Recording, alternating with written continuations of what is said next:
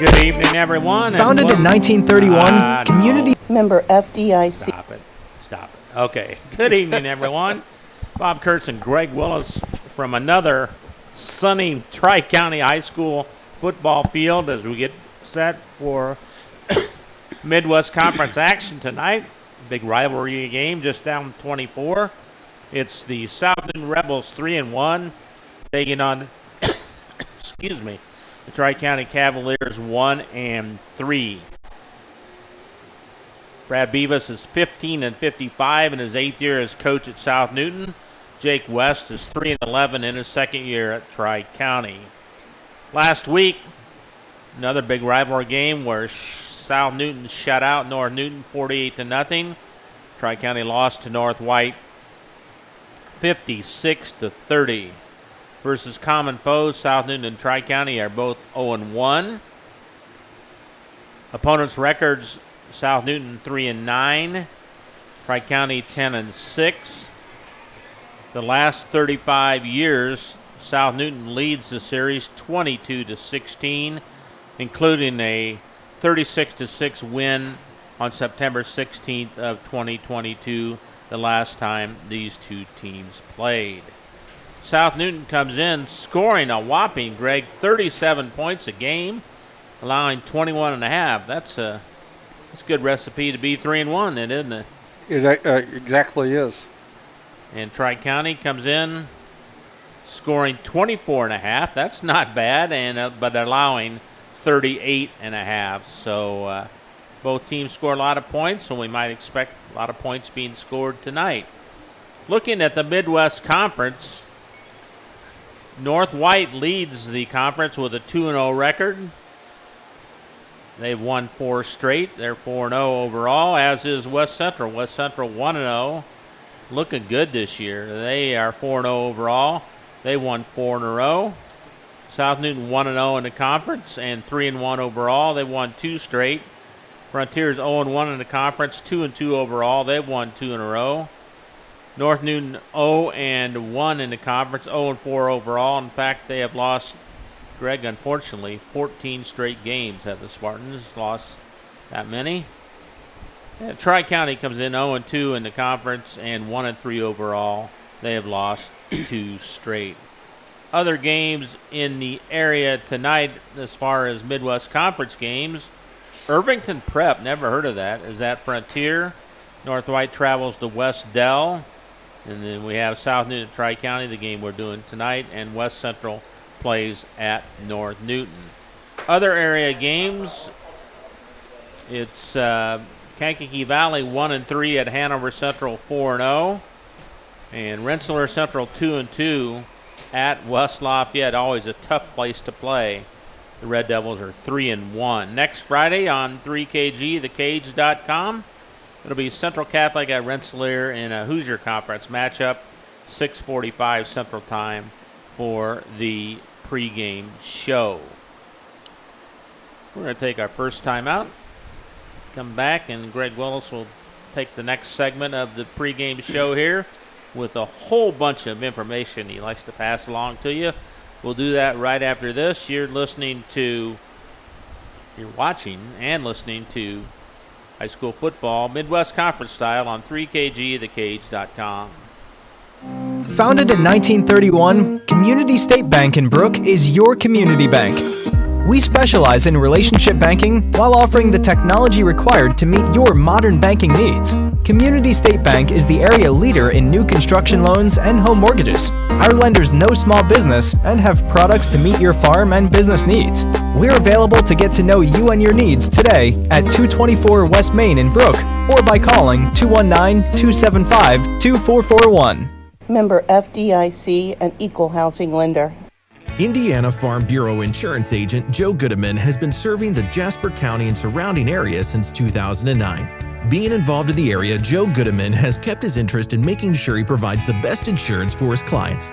Whether you need life, car, home, business, farm and crops, or even renter's insurance, Agent Joe Goodeman will keep searching for the best policy for your valued investments. Call Indiana Farm Bureau Insurance Agent Joe Goodeman at 219-866-4694 or stop in at 2570 North McKinley Avenue in Rensselaer. High-quality personalized dental service is what they do at Hillcrest Dental. For over 40 years, generations have relied on Hillcrest Dental for beautiful, healthy smiles. Dr. John Ayler and Dr. Jack Drone look forward to seeing you for your next dental visit. For information or to set your appointment, call 219-866-7117. That's 219-866-7117. Or visit hillcrestdental.net. Hillcrest Dental is a proud sponsor of all high school athletics.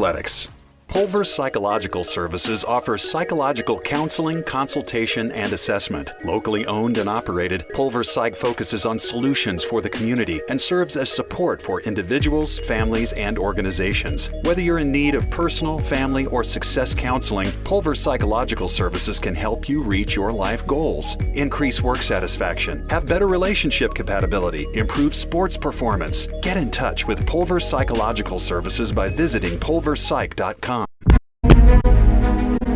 In agriculture, preparation is important. Dedication is you deciding what to plant and then asking what it will take for a good crop. How much work will it take to produce the final crop? In sports, preparation is vital in becoming the best you can be. Dedication is a will of achievements for a winning desire. Corbett Farms encourages everyone to do their best by having a winning spirit, attitude, and achievement. Your positivity will make a difference. Corbett Farms is proud to sponsor high school sports. 24/7 Club Fit is a 24-hour keycard-accessed fitness center located in downtown Rensselaer. The 8,000-square-foot facility offers free weights, weight machines, and a large variety of cardio equipment. We also offer free aerobics classes. 24/7 Club Fit offers 6-month contracts starting as low as $25 per month for students. Those 55 years and older, and there are no sign-up or keycard fees. We also participate in the Silver Sneakers program. Call 219-866-0033 or contact us on Facebook. 24/7 Club Fit, where time is no excuse.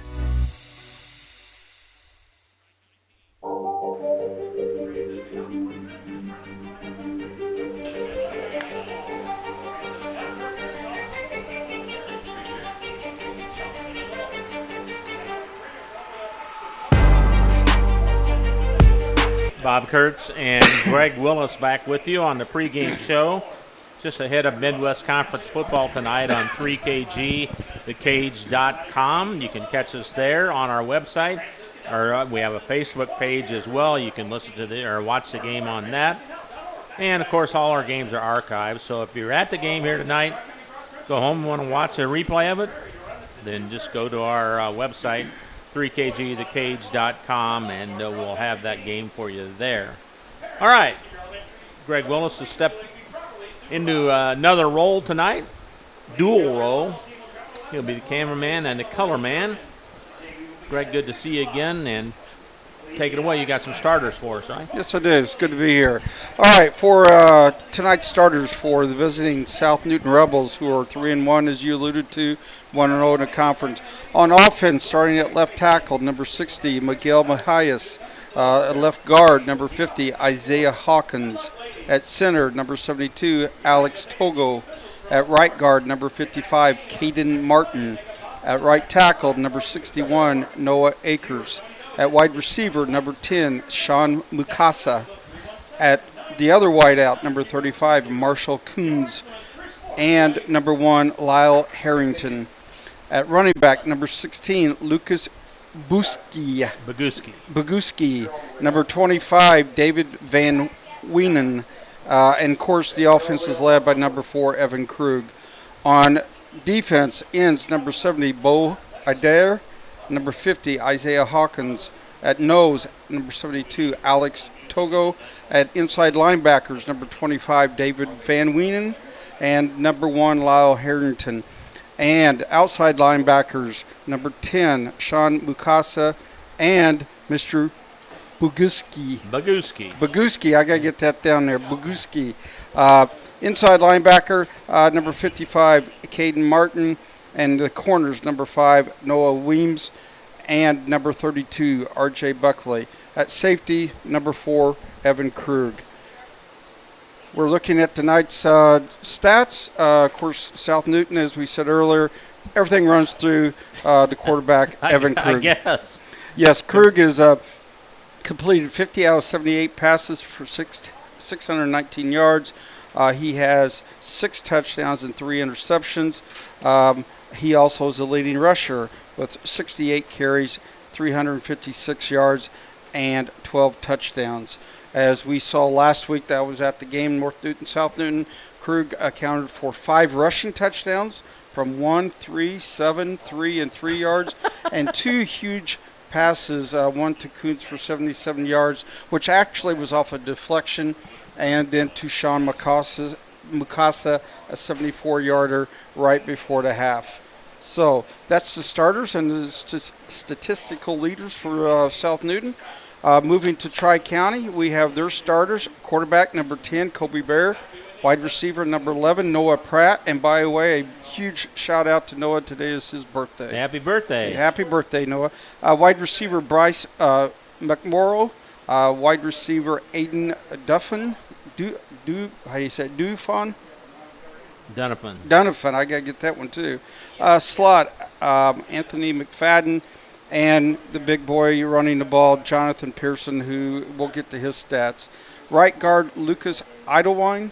Left guard, Bowles. Center, Sabre Province. Left tackle, Colby Hathaway. And right tackle, John Stearns. On defense, most of these guys go both ways. Kobe Bears at safety, Noah Pratt's at corner, along with Aiden Justice. The safety is Dunafin. Defensive end, Kevin Martinez, which we see he makes some plays.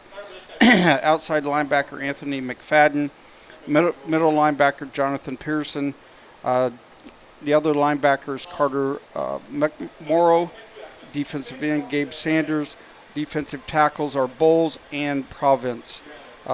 Statistically, for the Tri-County Cavaliers, they're led by Mr. Pearson, who is averaging 153 yards a game, 80 carries, 613 yards, 10 touchdowns, and throwing the ball. Baylor is 25 out of 66 for a 38% with 2 touchdowns and 3 interceptions. So over 600 yards in 4 games. And we saw the one game against West Central, which I think he maybe had 20 to 30 yards. He didn't have very many, did he? They really shut him down there. He must have exploded the rest of the other 3 weeks. Right. We have a very sunny day. It's 73 degrees. Temperature is going to be a beautiful evening.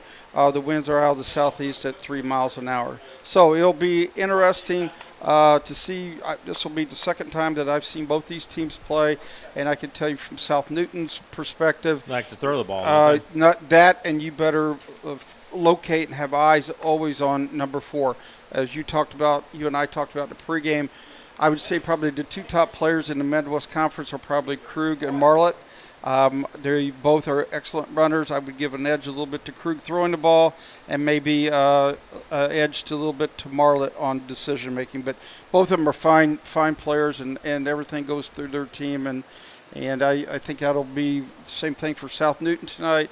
And on the flip side, I got the feeling that things are going to go through Mr. Pearson, the running back for Tri-County. Well, they got off to. We were here 2 weeks ago as West Central defeated Tri-County, and they've got to get off to a better start than what they did, don't you think? Oh, absolutely. I mean, West Central was up 14-0 before Tri-County even took a snap. Yeah. And that's where you would like to have as a coach say, hit reset. Last week, South Newton, it was 42-0 at half. They had 6 turnovers against the Spartans. They had a pick 6. Twice North Newton was at first and goal from the 3, and first and goal from the 5, and were unable to score. As we said, North Newton had 19 first downs against South Newton, but they just you can't turn the ball over. And South Newton hit North Newton with probably at least 6 to 8 big plays, and most of them come from the hands of number 4.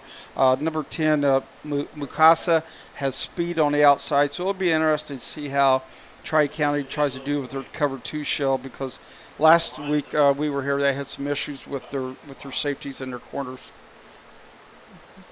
So what are going to be both teams? What are going to be the keys? Well, I think the key is going to be, like we said, who can stop the other person's big gun. Can Tri-County try to keep Krug in the pocket? And he's an athlete, so you can't. I don't think can be real aggressive with him. You got to really kind of keep him pinned in and try to keep him between the tackles and make tackles. And then for the Tri-County, can they get Pearson going? Because the game that we were at 2 weeks ago, West Central did an excellent job, and like we said, they held Pearson in check. And I think unfortunately he had at least one fumble, but yeah, he never got going last week or 2 weeks ago, and he was really a kid I want to see. I really want to take a good look at and see. He looks great physically. And see, he's had some of these other big games. I've seen Krug play several times, so I know what kind of talent he is. All right. Well, we're going to take our final timeout and come back and look a little bit more of the pregame show after this. You're watching high school football on 3kgthecage.com. Working with our customers has been Kentland Bank's trademark for 87 years. We're dedicated to making your visit a lasting one, and helping you achieve your goals is our #1 priority. With 5 locations, Kentland Bank offers all loans needed for today's businesses and families, including car loans, mortgages, agriculture, and commercial loans. We're here to make your busy life less hectic by offering online and mobile banking, bill pay, and P2P payments. Member FDIC and equal housing lender. Hi, this is Chuck Clark with the Underwood Insurance Agency, formerly Preferred Insurance Group. Are you tired of being sacked every month with your auto insurance bill? Do you feel you just pay your premium to your agent and never hear from them? We at the Underwood Insurance Agency work with over 10 insurance carriers to get you our best rate and coverage we can, and we pride ourselves on serving our customers like they are our family. We are conveniently located in Remington and Lafayette. We can be reached at underwoodagency.com. Reach out to us to score big savings. Anders Water Conditioning in downtown Rensselaer is here for all of your water supplies and softening needs. At Anders, we sell and rent water softeners, water coolers, and have all of your bottled water and salt needs too. Call Chuck to set up your consultation today. 219-866-7430. Anders Water Conditioning, family owned since 1991. Shanley Construction, Pools, and Excavating has been improving area homes and businesses since 1973. Whether residential or commercial, they offer lawn care, installation of above-ground and in-ground pools, plus pole barn and new home construction. Shanley is your source for new driveways, parking lot expansions, as well as fence row and building site clearing. Start your project by calling Jim Shanley at 219-866-5955. Shanley, Rensselaer-based, family-owned. Call today. After a hard day's work or play, it's time for some relaxation, and there's no better place than Unwind on Front Street in Rensselaer. For massage therapy, facials, spray tanning, yoga classes, and wellness, stop by Unwind. They also offer student athletes 30-minute massages for $25. Alina would like to thank Unwind's loyal customers for their patronage since 2016. To make an appointment, call Unwind at 219-869-0290. If you're looking for some great food before the big game or anytime, stop by the Wagon Wheel Grill on South College Avenue in Rensselaer. From their famous Wagon Masters to their great homemade chili, the Wagon Wheel is the place to go to satisfy your hunger needs. Takeout is also available by calling the Wagon Wheel at 219-866-9942.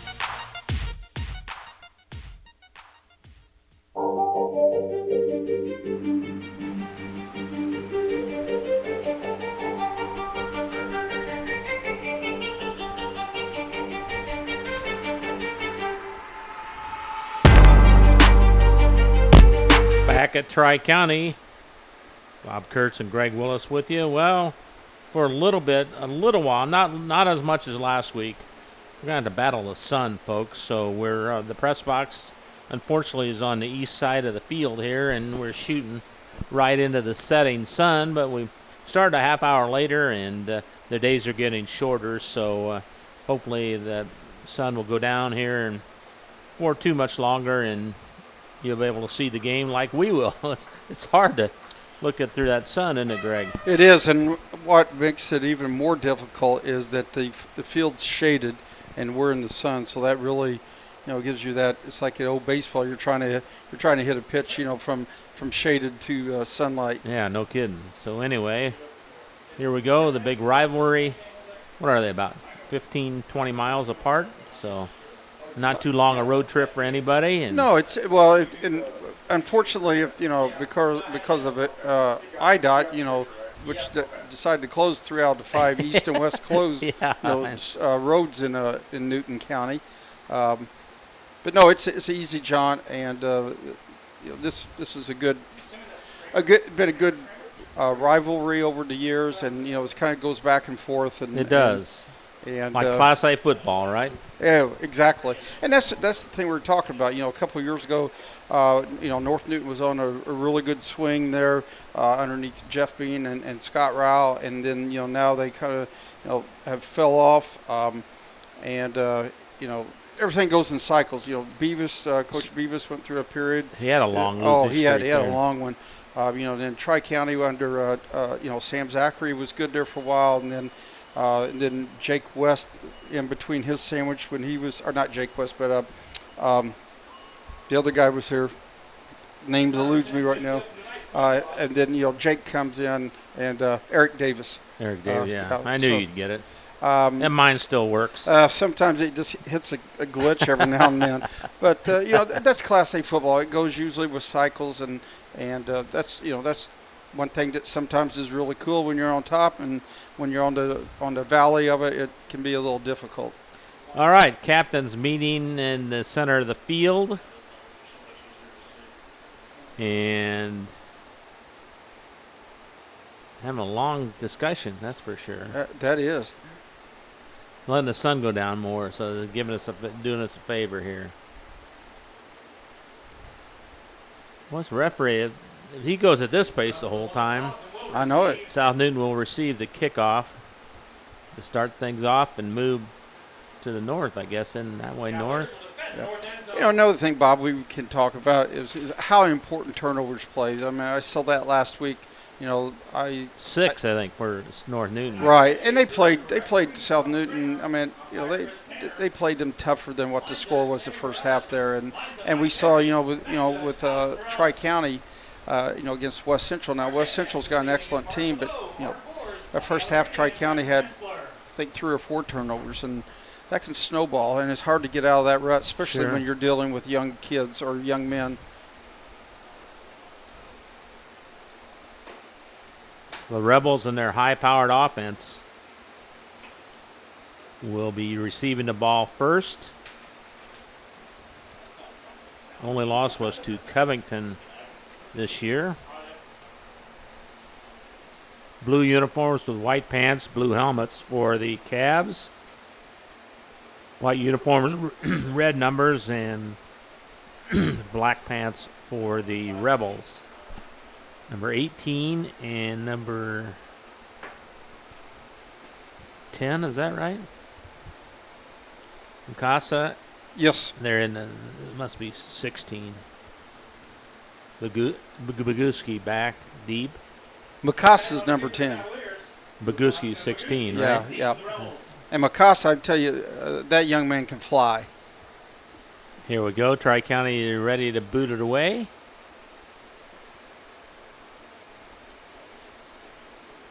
They're giving him the kicker a lot of respect. I don't know if they can get it that far.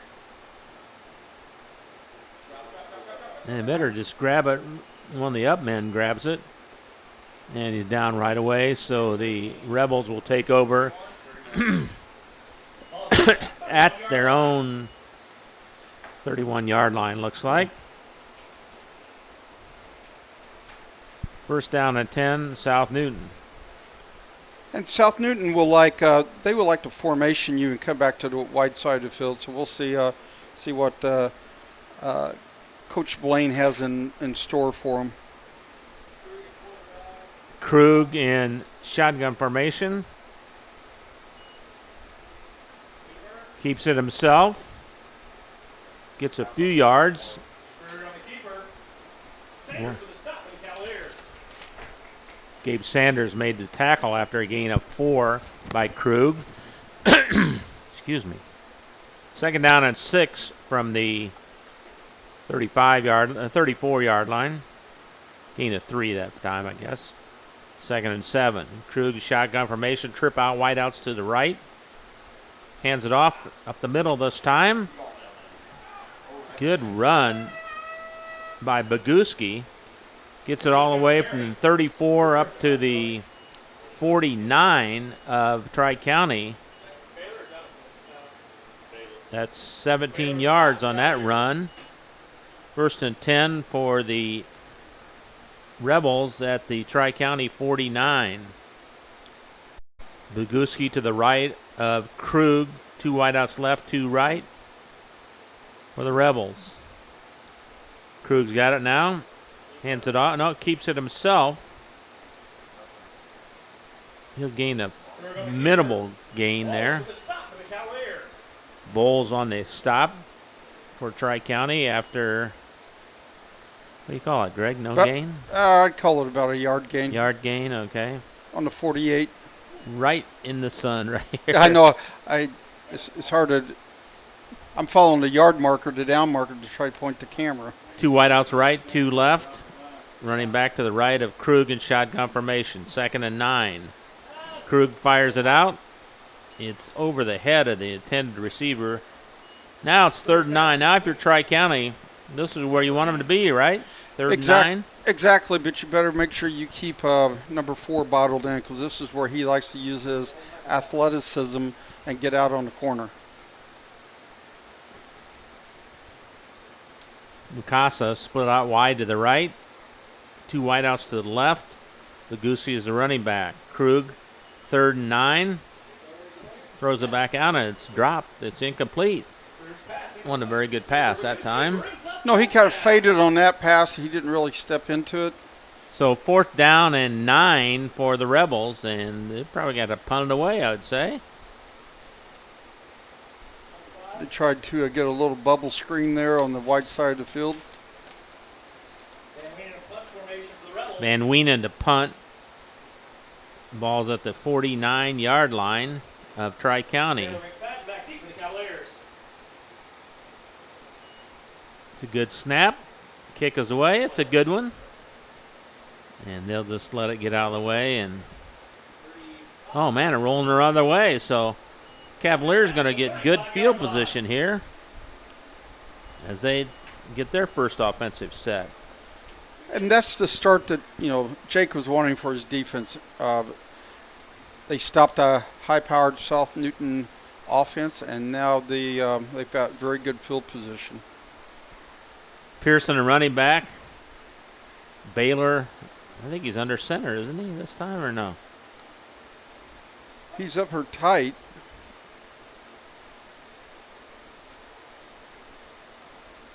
So the ball's at the Tri-County 35.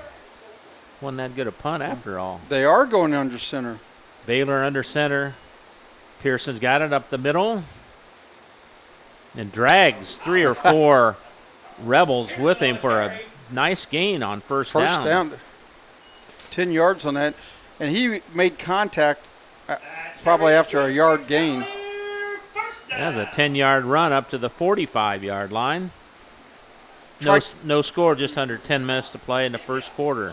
Tri-County lined up with a tight end to the right with a wing, and they just ran a power play right out South Newton. 2 wideouts to the left, a slot to the right. Pearson running back. He's got it up the middle again. Got good running room again, just about the same play, almost the same result as he gets it up to the South Newton 47 now.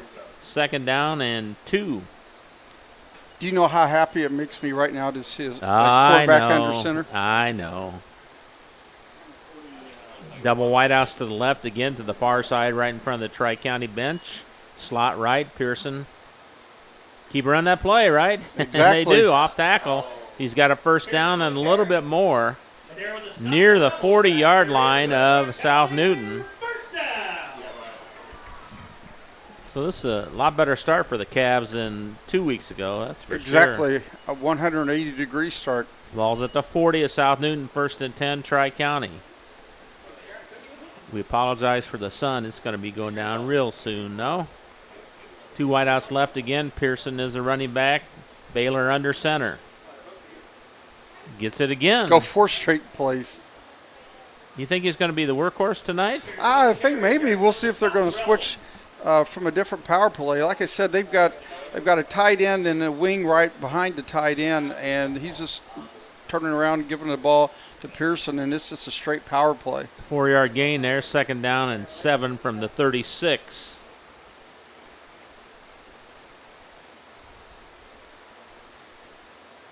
Baylor hands it off to Pearson again. Good running room.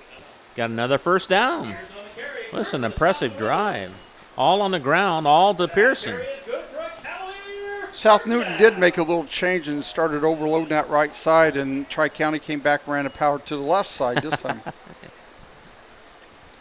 1st down and 10 at the South Newton 29-yard line. Impressive first drive for the Cavaliers. Double wideouts again. Pearson is a lone running back with a slot right. Baylor under center. Hands it off to Pearson again, running the right side. Gets a little bit resistance for a short gain. Short gain of 4 yards, which most coaches will take that. Up to the 25-yard line.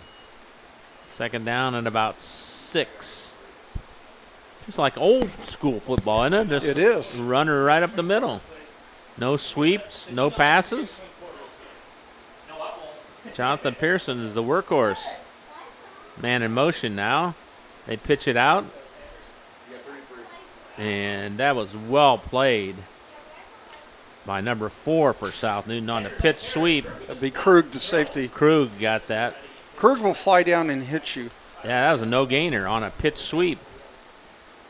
3rd down and 6 from the 25. No score. Tri-County and South Newton here early in the 1st quarter from Tri-County on homecoming night. 2 wideouts to the right now. Slot left. Pearson's got it up the middle. Got good running room. Oh, he just gets tripped up finally. But not before he gets big yardage. From the 25 all the way down to the 15. That's a 10-yard gain. So what they're doing on that play, Bob, the tight end's blocking the end out. That flank or that slot back, that wing back is looping underneath and really isolating on the linebacker. That was a big hole created that time, though. Holy cow. 1st and 10 from the 15-yard line of South Newton for the Cavaliers. Baylor surveys the defense. It's a 4-man front. Pearson's got it again. Pearson on the carry. Harrington with the stop for the Rebels. Harrington with the stop for the Rebels after a gain of 3 down to the 12-yard line. 2nd down and 7 from the 12. That's been the least amount of yardage that they have picked up on a play. Baylor under center again. Hands the ball off to Pearson. And not going much there. Good play by the defensive line that time, including number 70, Bo Adair, in on the stop along with a couple other teammates. No gain on that one. Be 3rd and 7 from the 12.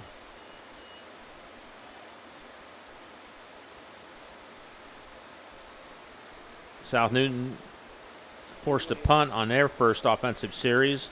Cavaliers have yet to pass the ball. South Newton has all 11 guys within 5 yards. This might be a nice time for a little pop pass. Baylor hands it off to Pearson. He gets swarmed underway by number 61, it looked to me like, was on Noah Akers in on a stop there. Fake that to Pearson and just release your tight end right up the seam, and the middle of the field's wide open. 4th and 7 from the 12. Wideouts left and right. 2 wideouts to the right. Baylor in shotgun formation now. Goes back to pass. Fires it out. It's going to be caught by Sanders, but short of the 1st down. So South Newton will take over. 1st and 10. So the Rebel defense comes up strong late. And they take over again for their second offensive set at the 9-yard line, maybe? 8-yard line. That was good defense by the Rebels after they got a first down and 10 from the 12, right? It was, and South Newton basically, as I said just a second ago, they brought all 11 players within 5 yards of the line of scrimmage. So Krug in shotgun formation. He hands the ball off. No, keeps it himself. Nothing doing. Boy, Tri-County is not going for the fake there. Krug on the keeper. Krug gets very little, maybe got up to the 10. 2-yard gain, second down, and 8. Stop the Cavaliers. Under 5 minutes to go in the first quarter. No score, Tri-County and South Newton. Krug again, shotgun formation. 2 wideouts to the right, 2 to the left. Quarterback ISO. Krug gets met up by a host of Cavaliers after a short gain again. Maybe up the 12-yard line, another 2-yard gain, third down and 6 at the 12.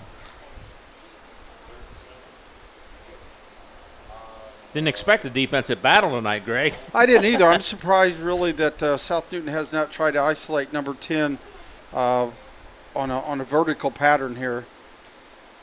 Third down and 6 from the 12. Now some equipment problems with one of the Rebels. Referee attending to that.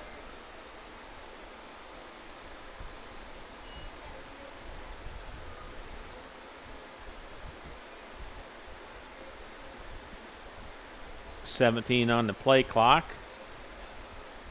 Man in motion, Boguski. He's got it. Running down to the left side. He's got good running room. Down the sideline he goes, and what a run by Boguski. Boguski on the carry. He got it from the 12-yard line all the way up to the 35. Once again, a Tri-County player had a chance to make the tackle, just missed it. And you know, the couple games I've seen South Newton, they are a big play team. That's a, 23-yard run that time? Yep. On third and long. Krug surveys the defense. Boguski got it again this time. Nope. Boguski on the carry. Fadlet, stop the Cavaliers. A gain up to the 40-yard line, gain of 5. Second down and 5 at the 40. Rebels their second possession. Nice. The ball handed off again. Tri-County swarming to the ball there. Carry met by the Cavalier defense. That was Boguski again. No gain. Third down and 5 at the 40. 3 wideouts to the right side of the field now. Is this where you get everybody spread out and you go to the left side? That, or I think they're going to try to get, well, now Krug's just Krug's been going to run. He's got a gonna, first down and more. Yeah, that's just the play busted, and that's Krug just using his athletic ability. 10-yard run by Krug gets the first down for the Rebels at the 50. And that's really demoralizing for the defense. So you've had them twice in third and long, and you've given up big plays. Move it back to the 47 at South Newton. Still enough for a first down. 1:45 to go. Well, Jinx is here. We played a quarter, and we haven't had a flag thus far. Not much stop. Oh. There goes a bad snap, and Krug's going to just have to fall on it. It's a huge loss. From the 47 all the way down to the 25. 27. Or 27. 20-yard loss on a bad snap. I'm surprised Krug did not pick that up because he had some time. Of course, he had his back turned, but with his athletic ability, that could have been a scramble drill. Second and 30, right? Second and 32. What Right do you now, do there? Tri-County's not covering their number 2 receiver. If they go vertical with number 2, I can't believe this. They're not covering the number 2 receiver. Well, Krug fires it over the middle. It's caught. Right there, see? And that's going to be a touchdown. 27. That's going to be a touchdown. Boguski, Krug to Boguski for 72 yards. And we've seen it in the past, Bob, there were Tri-County has problems with their defensive backs, and they just simply put 3 guys vertical against. They didn't cover one of the guys.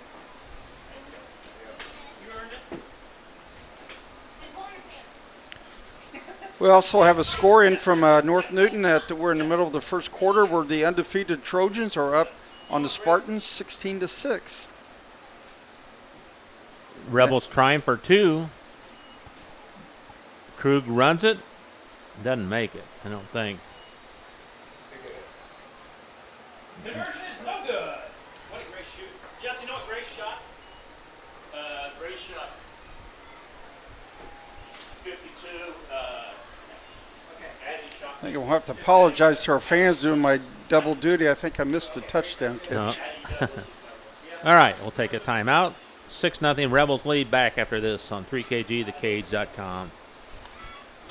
Reinforcements Designs is a full-service graphic design, screen printing, and sign shop. They offer logo designs, screen printing, banners, signs, vehicle lettering and graphics, airbrushing, vinyl letterings, digital printed graphics, freehand engraving, and more. 37 years of design and graphics, Reem Bontrager will help you come up with a customized project of your ideal or plan.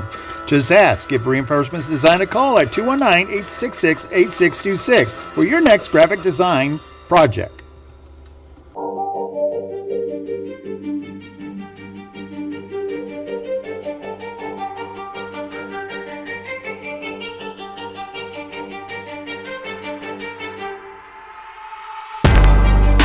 All right. Big 72-yard pass play from Evan Krug to Lucas Boguski. And he was out of the backfield, wasn't he, Greg? Yes, and they lined it. Well, actually, they lined him up out of the backfield. They lined him up outside. But what's really tough, I mean, you drive the ball all the way down the field, and then you give it up. Good run back. He's going to be gone. That's Anthony McFadden. Oh, he got tripped up. At the 1 or 2 yard line? McFadden got it at the 20, raced it 79 yards. 79 yards. 78 yards.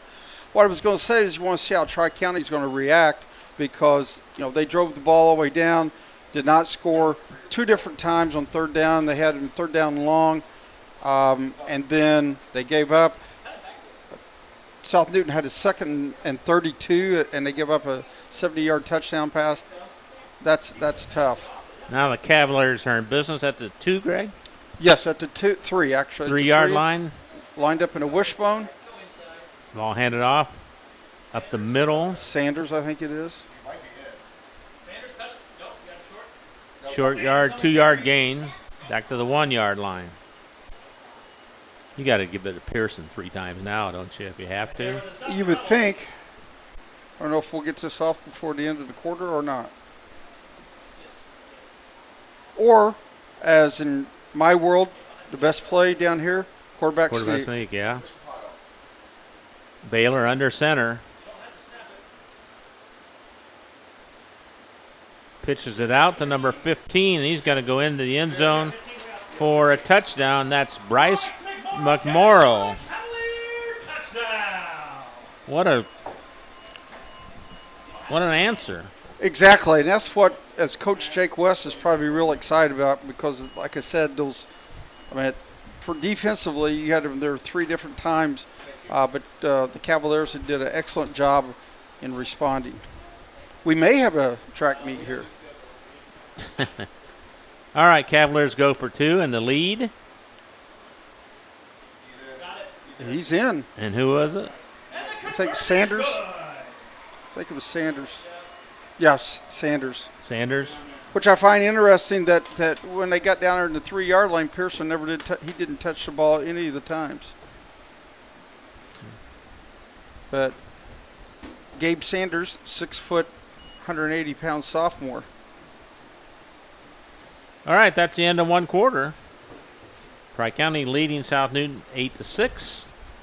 Back with second quarter after this on 3kgthecage.com.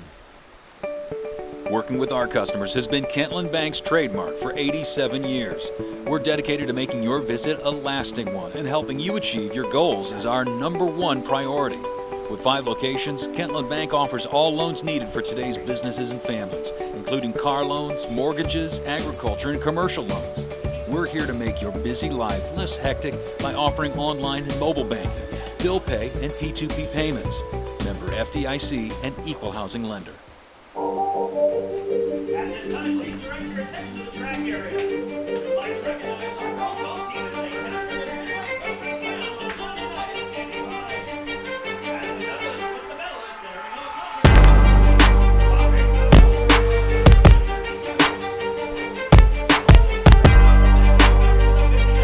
All right, back to action here. Good little burst at the end of the quarter there, Greg. 2 scores in the final minutes, right? Exactly. And Tri-County's was set up by the big kickoff return, and then South Newton's course was scored on the big pass play. So 2 big plays. Exactly. Short kick. Fielded at the 24-yard line by number 10. That's Sean Mukasa. Gets it up to the 38?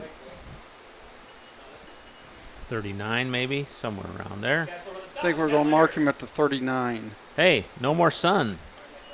No, we actually can watch the game. camera. And watch the game. And try not to miss a big play. 8-6 in favor of Tri-County here as the Rebels get the ball 1st and 10 for their own 39. Krug in shotgun formation again. Wings it out to the right. Short little pass and catch. Krug's pass complete to Mukasa. Mukasa's got it for a short gain right in front of the Rebel bench.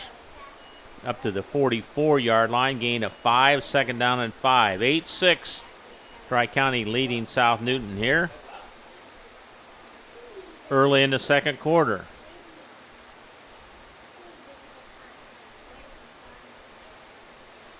Rebels have it with 2 wideouts left, 2 right. Running back is Krug gets it. He gets hauled down.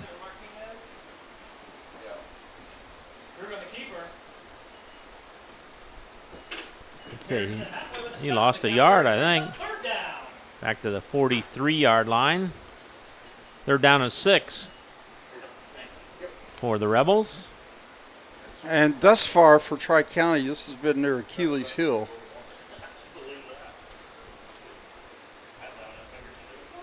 Three wideouts to the far side right in front of us here. 1 to the right side. Krug goes back to pass, fires it out. Wide open receiver is Mukasa. Got a 1st down and a little bit more. He was wide open, Greg. Was that just a... Well, that's a tough play there, but once again, you've got him 3rd and long, and Blaine Durham's been doing this for a while, so I call that one right there. That was just a really good call by Blaine and even better execution by South Newton. Same formation again. Krug's got it, runs up the middle. No, the Cavaliers aren't doing too bad on the runs by Krug anyway.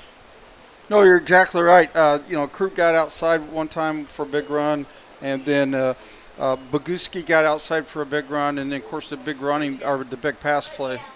Krug with a 2-yard carry there up to the 41-yard line of Tri-County.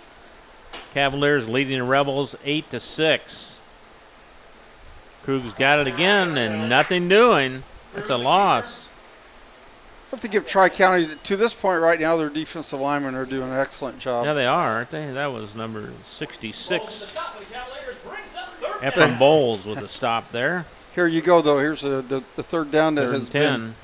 been the trouble that Tri-County's had this evening. Well, I'll tell you, Boguski gets that much cushion on the right side there. They're going to go to him again. He did a lot square out the last time, didn't he? No, he just ran straight. He just ran vertical. 3 wideouts now, man in motion. Krug going out the right, throws it out. It's caught by Mukasa again. And he's been his favorite target so far. See, that's just so demoralizing for the coaching staff and also for the defense. So that's been probably at least 5 or 6 times in this first half, Bob, that South Newton's had 3rd and long and they've converted. All the way down to the 20-yard line now, 1st and 10 Rebs.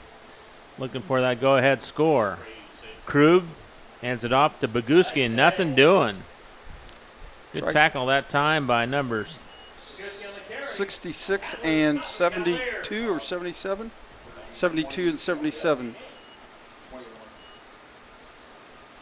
Bowles and Hathaway. 2nd down and 11. That was a loss of a yard there. Looks like South Newton may have to go to the passing game here. Here's a jet sweep. And Mukasa, short gain. Going to be 3rd and long again. 8-6, Tri-County leading South Newton. Rebels in the red zone at the 18-yard line. 3rd down and 8.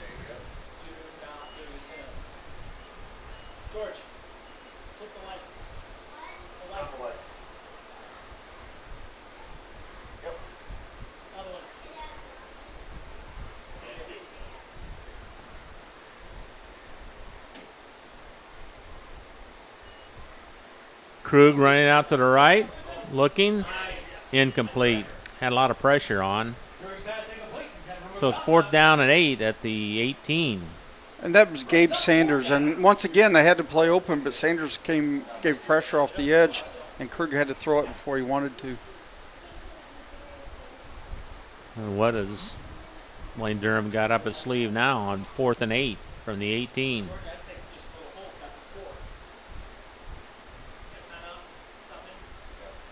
Timeout on the field. We'll take one as well back after this on 3kgthecage.com. In agriculture, preparation is important.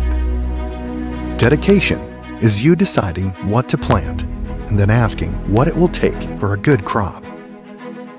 How much work will it take to produce the final crop? In sports, preparation is vital in becoming the best you can be. Dedication is a will of achievements for a winning desire. Corbett Farms encourages everyone to do their best by having a winning spirit, attitude, and achievement. Your positivity will make a difference. Corbett Farms is proud to sponsor high school sports.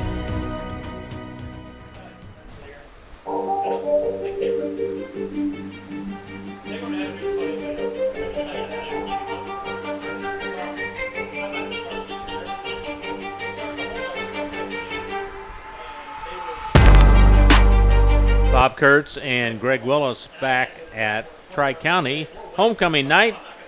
Cavaliers leading the Rebels 8-6. 8:25 to go in the first half. 4th and 8 for South Newton. They send 3 wideouts to the right side. Krug over the middle. He's got a wide open receiver and he gets hammered. No, he went to the other receiver.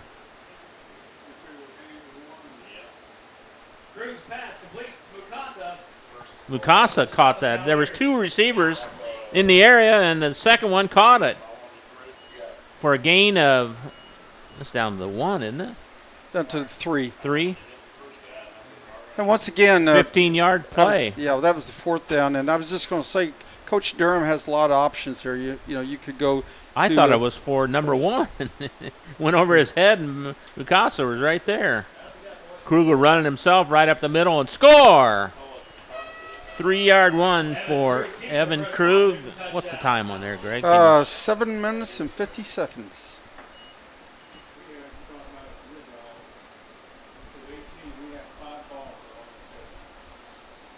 3-yard run by Krug gives the lead back to the Rebels, 12-8. Now they set up for a 2-point conversion. Try it again the same way, and nothing doing that time. So the run failed. So with 7 minutes and 50 seconds, we have the Rebels are up 12-8. Just got a score update from Morocco. West Central exploded. The score now is, with 21 seconds to go in the first quarter, it is the West Central Trojans 30 and the North Newton Spartans 6. You know how talented those skilled players are for West Central. Yes, because they scored well. They scored 14 points, and they were up 16-6. So I'm guessing probably some big plays. But yes, and they not only have they're pretty much like South Newton. They don't have just one or two. They've got several players that they've got skilled people throughout. Both at quarterback, fullback, and both slots, and even some at the running or some at the wide receiver. But as I was alluding to earlier, on that fourth down play, Coach Durham had many options. He could either go with, Krug, or he could go with Boguski, or even, as we've seen that he's been going in this first half, Sean Mukasa has played a big part and made probably 5 or 6 catches already. The Cavalier defense, Greg, for the first 3 downs or first 2 downs is great. Oh, exactly. But they can't. Here's the ball picked up from the 18-yard line. And good run back again by number 21, McFadden. Gets good field position for the Cavaliers. About at the 45-yard line or so. If you're into statistics and you look at college or the pros, they always look at third down. And I think pretty much South Newton's probably maybe 8 out of 9 on third down and 1 out of 1 on fourth down. That as a defense, that really hurts. Yeah, it does. Ball's at the 43-yard line of Tri-County, where Baylor's under center. Slot to the right, one wide out to the right. Pearson's got it on the run up the middle. Again, pretty good yardage. Little extracurricular activity on the line there, but they break it up right away. Pearson with the 3-yard run up to the 46, second down and 7 with 7:20 to go in the first half. 12-8 in favor of South Newton.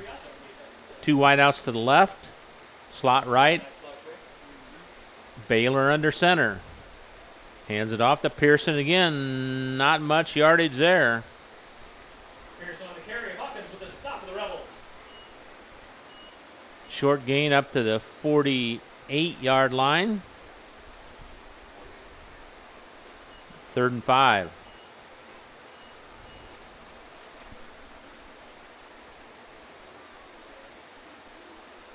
See what Jake West has up his sleeve here. 2 wideouts right, 1 left. Blitz is coming for the Rebels, and that makes Baylor throw it in a hurry, and it's incomplete. The 2 games that we've seen, Baylor likes to throw. I mean, he has a very good arm, but he likes to throw off his back foot. I really like to see him step into the throw a little bit more. 4th down and 5 from the Tri-County 48.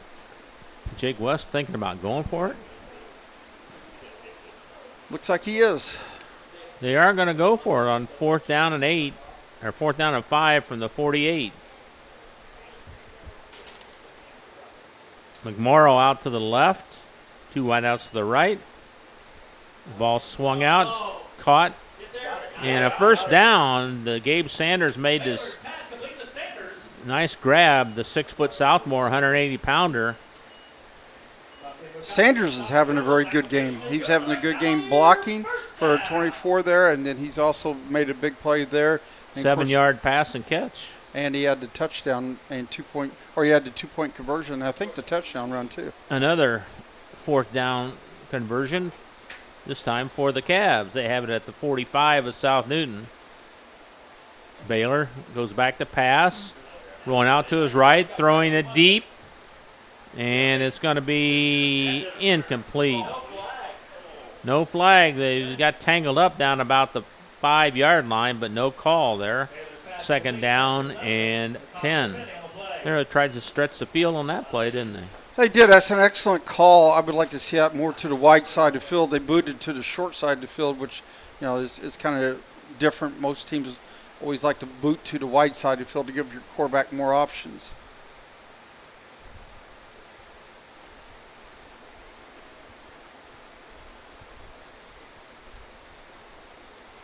Second down and 10. Pearson's got the handoff. He's got some running room this time. Gets across the 40, back down to the 38. Gain of 7 there. And that's what a defensive back does not want to see. When they see, Pearson, 5'10", 200 pounds, he's got some steam. I guess at second level, all those defensive backs have a tendency to get blocked. 3rd and 3 now after the 7-yard pickup at the 38-yard line of South Newton. Pearson's got it, running to the left side, a first down and more. Pearson on the carry. See, so they're only putting him there at the 34. I think Pearson's got some tough spots on these drives there. It looked like to me he was closer up to the 33. So it's the 1st and 10, Cavs at the 34.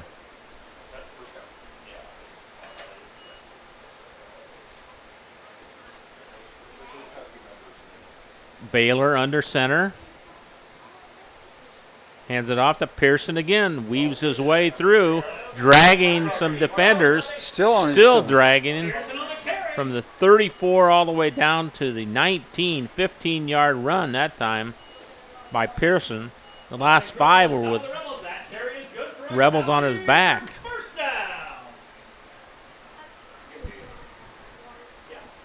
4.5 to go in the first half. Homecoming will take place at halftime. 12-8 Rebels lead, but the Cavaliers are marching. They send 2 wideouts to the left now on 1st and 10 from the 18. Pearson's got it again, running up the middle. Got across the 15 to about the 14. Called a gain of 4, maybe 5. This is where South Newton has done a lot better job. They've been like a bend, don't break philosophies. And for Tri-County offensively, you want to be able to finish this. Second down and 6 from the 14-yard From the line. 14. Yeah. 2 wideouts to the right. Pearson is the running back. Baylor under center. That's kind of a change, isn't it? Baylor usually goes in the the game we had shotgun seen that they were formation. shotgun. Nice job by South Newton. There was a mistake there somewhere on the blocking because South Newton had an unblocked defender on the end. Pearson ran and may have got 2 yards on the play. 3rd down and about 4 at the 12-yard line. 3 minutes to go in the first half, 12-8. Rebels lead, but Cavaliers are threatening. Pearson behind Baylor, 2 wideouts to the left. Pearson's got it again. He's got running room. He's going to go all the way for the touchdown. 12-yard run, Jonathan Pearson. And the Cavaliers take the lead again. Very nice drive, and Jake's got to be real happy with that because, as I said earlier, they drove the ball all the way down. They did not finish, and you like to, on this, see where your offense can do a nice job in finishing. Cavaliers, I'm sure, he's not in there now, is he? Double tight wishbone. Ball handed up. I think he's short. Run failed, so Conversion is no good. Cavaliers still take the lead. And it is now 14-12. 14-12 with 2 minutes and 48 seconds, and that's going to give number 4 for the Rebels, Mr. Krug. That's going to give him plenty of time to work, I think. We'll see if they make Tri-County makes any adjustments. Might want to look at bracketing Mukasa, number 10, and that means putting a defender on the outside of him, pushing him to the inside with a safety over the top, because he's definitely been a target tonight for him.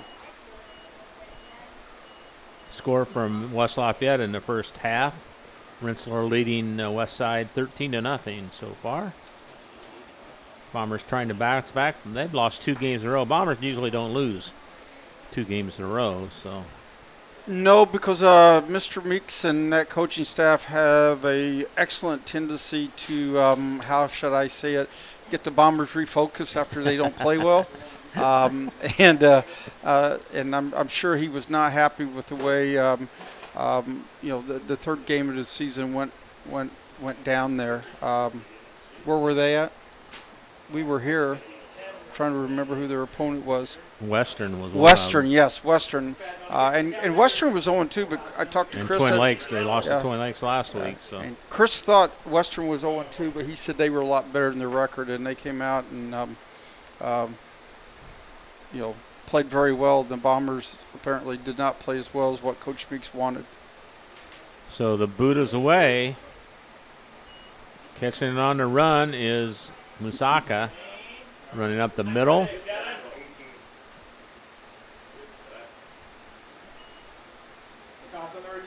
And he gets it up to about the 37-yard line. 14-12, Tri-County leading, 2:38 to go.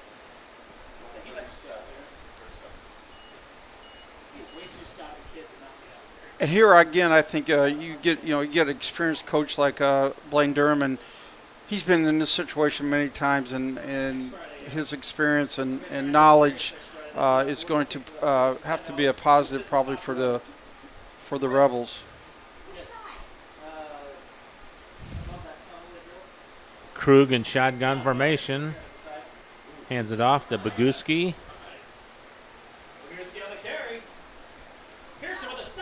Well, I'm sorry.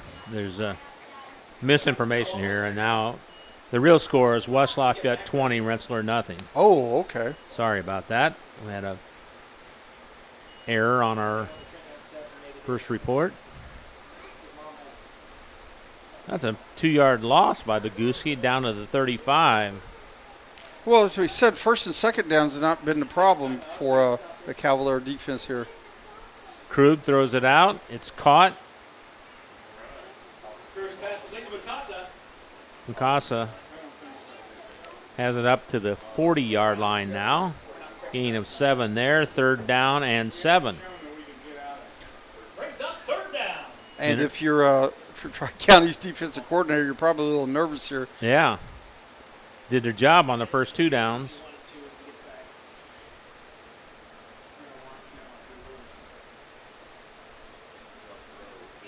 Wideouts, one to the right, 2 to the right, 2 to the left.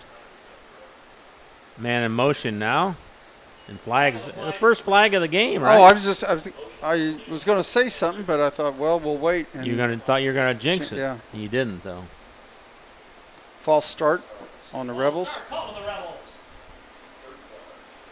So instead of 3rd and 7, it's 3rd and 12. They converted a 3rd and 32 for a touchdown. Yeah, they did. Back to the 35-yard line. They got to get up to the 47. 14-12, Tri-County over South Newton. 1:22 to go in the first half. South Newton has it 3rd and 12. Big stop for Tri-County defense here, I'd say. And Krug runs the ball right up the middle. He's going to get a first down and much, much more. 45-40, 30-yard line. Wow. That's once again, big plays for South Newton. I mean, that's been their MO. I know in the 2 games I've seen them. About a 37-yard run there by and Krug. if you're defensive coordinator for Tri-County, you're probably pulling your hair out, because that once again, you do your job on 1st and 2nd down. Mukasa has it on a little swing pass for a short gain. Krug's pass complete to Mukasa. And now we 55 seconds here.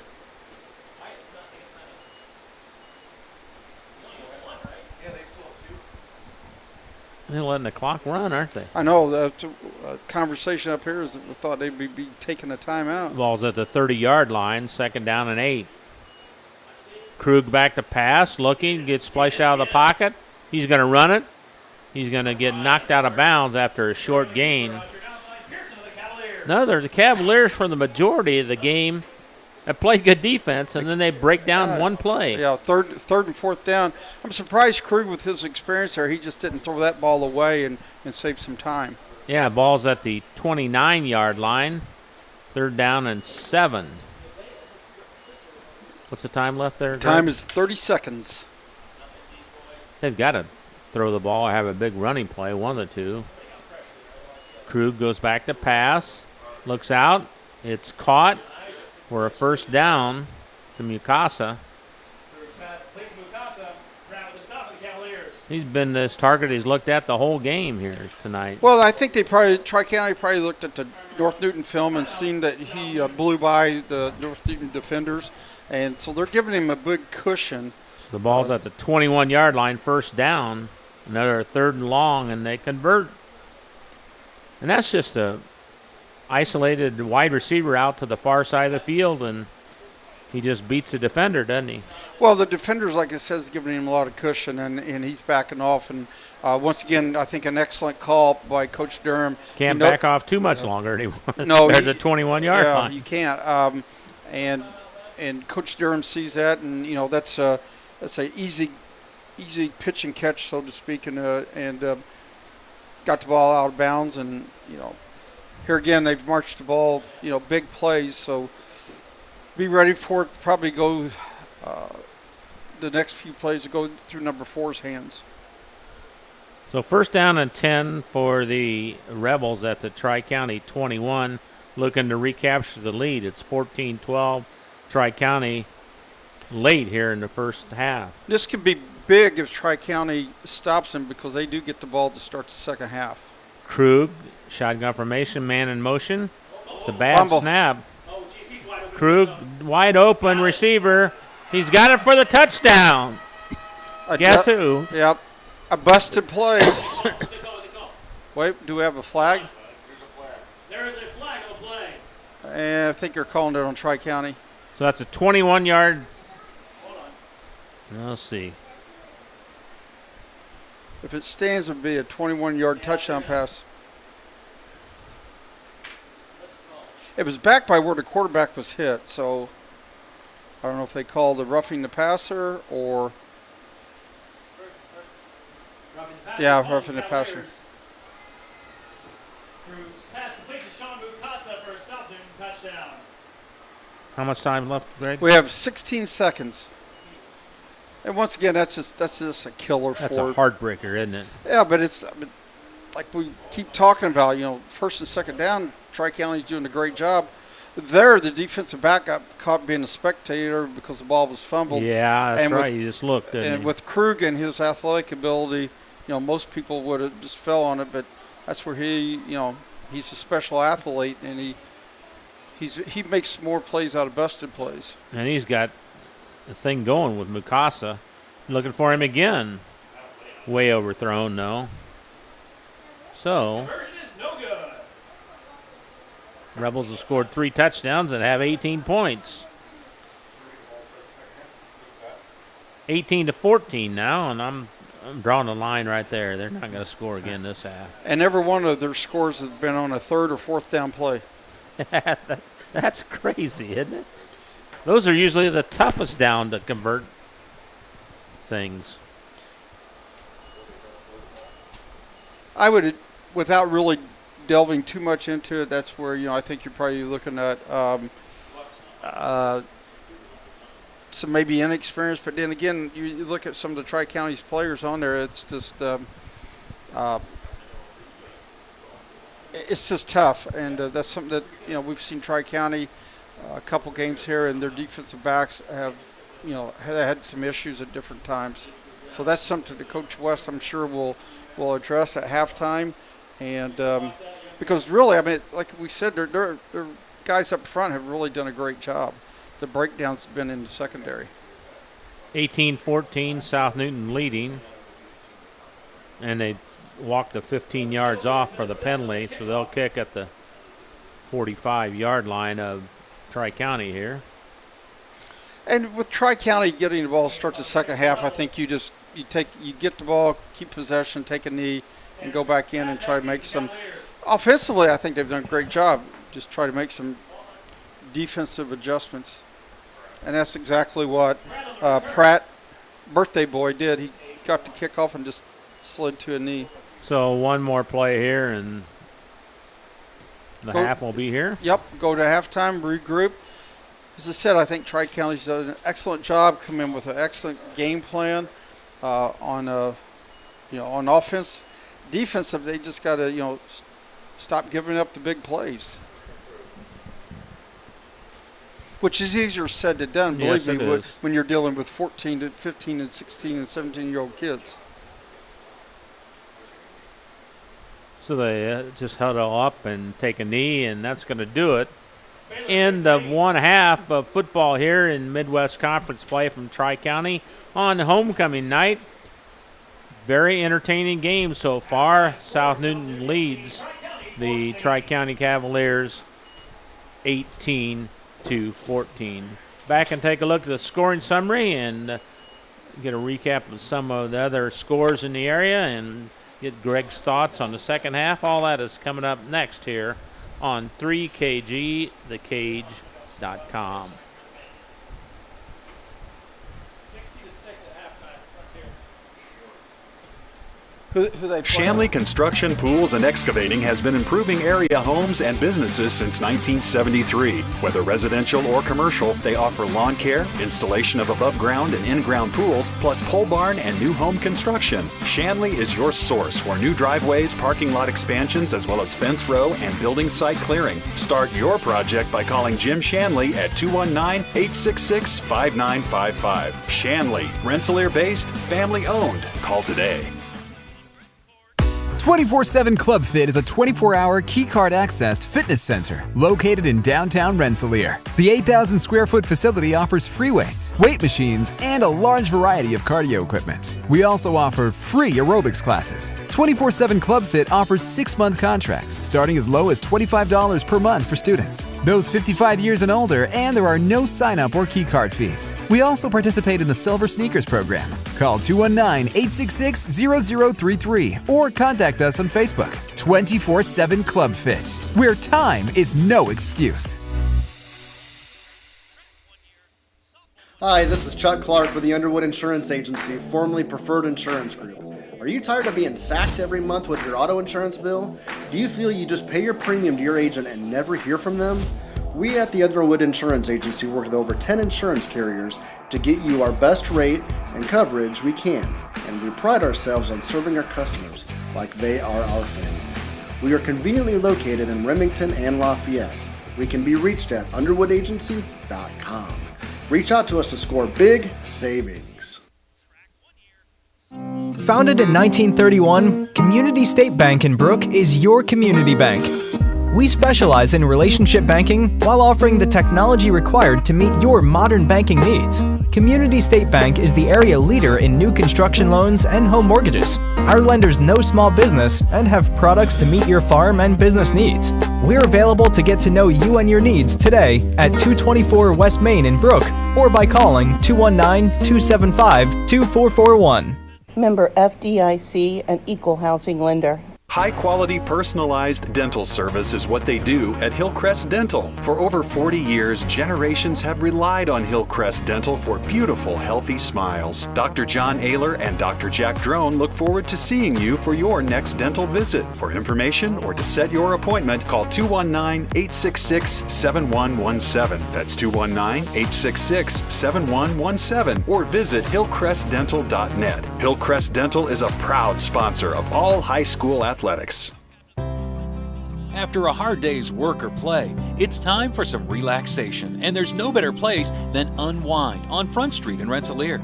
For massage therapy, facials, spray tanning, yoga classes, and wellness, stop by Unwind. They also offer student-athletes 30-minute massages for $25. Alina would like to thank Unwind's loyal customers for their patronage since 2016. To make an appointment, call Unwind at 219-869-0290.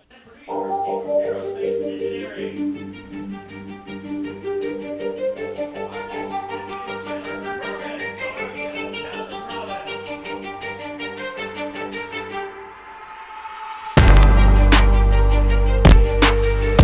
Back at Tri-County, Bob Kurtz and Greg Willis with you here tonight. Hope you're enjoying your Friday night.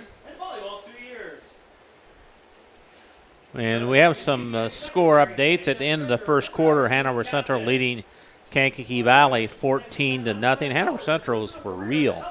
They're a very good football team. And Rensselaer in the first half was trailing West Lafayette 20-0. And what was the latest on the North Newton West Central score? North Newton and West Central, it is 54-6 with 4 minutes to go in the half. And Frontier's getting beat by an Irvin Academy 60-6 at halftime. Ooh. All right, here.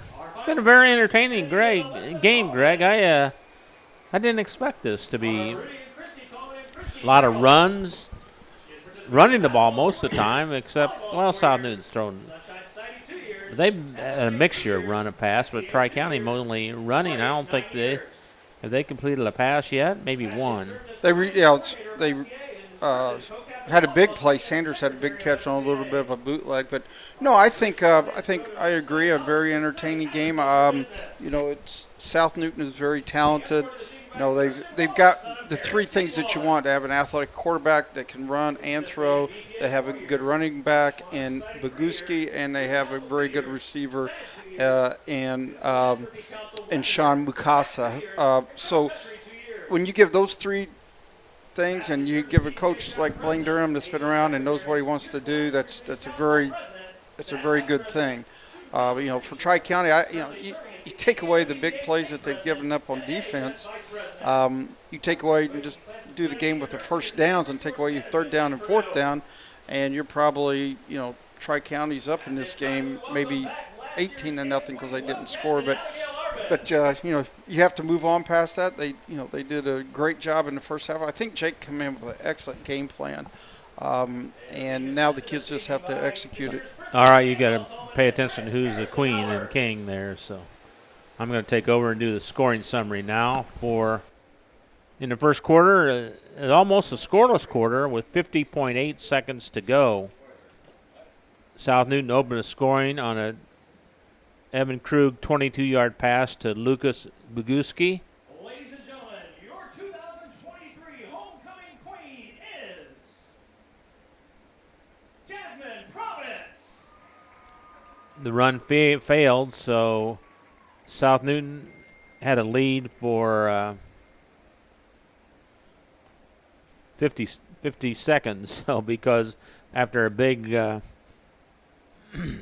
kickoff return, down to the 2-yard line or so, Bryce McMorrow ran it in from 1 yard out. Gabe Sanders' run made it 8-6 Tri-County. That play was at the end of the first quarter, so Tri-County led 8-6 after one.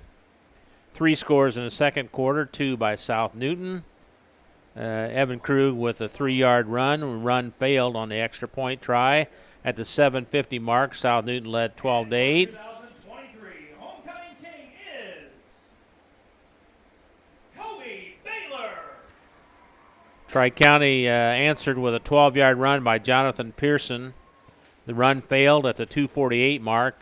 Tri-County led 14-12, and then near the end of the half, 21-yard pass from Krug to Mukasa. The pass failed, and with 16 seconds to go, South Newton regained the lead at 18-14. So, Greg, just like you mentioned, Krug in on all 3 scores. Wait a minute there. I'll turn you on there. If you look at the very first touchdown, what was the very first one, Bob? for 72 South. yards. That was the pass. That was a broke down in coverage, and that was on a 3rd and 32.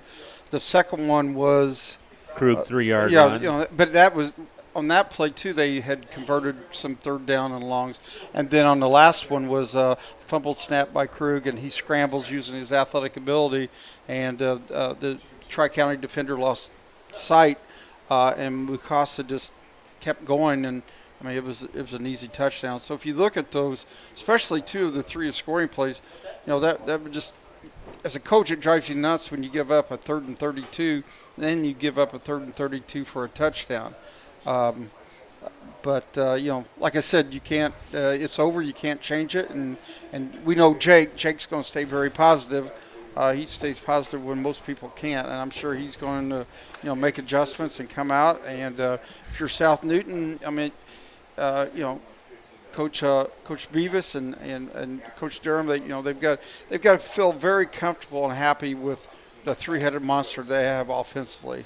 All right, we're going to take a break, come back with more, including an update from West Lafayette on the Rensselaer-West Lafayette game right after this on 3KGTheCage.com. Working with our customers has been Kentland Bank's trademark for 87 years. We're dedicated to making your visit a lasting one, and helping you achieve your goals is our #1 priority. With 5 locations, Kentland Bank offers all loans needed for today's businesses and families, including car loans, mortgages, agriculture, and commercial loans. We're here to make your busy life less hectic by offering online and mobile banking, bill pay, and P2P payments. Member FDIC and equal housing lender. Reinforcements Designs is a full-service graphic design, screen printing, and sign shop. They offer logo designs, screen printing, banners, signs, vehicle lettering and graphics, airbrushing, vinyl letterings, digital printed graphics, freehand engraving, and more. 37 years of design and graphics, Reem Bontrager will help you come up with a customized project of your ideal or plan. Just ask. Give Reinforcements Design a call at 219-866-8626 for your next graphic design project. Meet you at Arnie's, Rensselaer's go-to pizza and so much more. Pizza, sandwiches, burgers are here. Don't forget about dessert. Wings, cheese sticks, garlic bread too. Arnie's pizza menu has something for everyone. Dine in or carry out in the best pizza in town. Located across from St. Joseph's College in Rensselaer.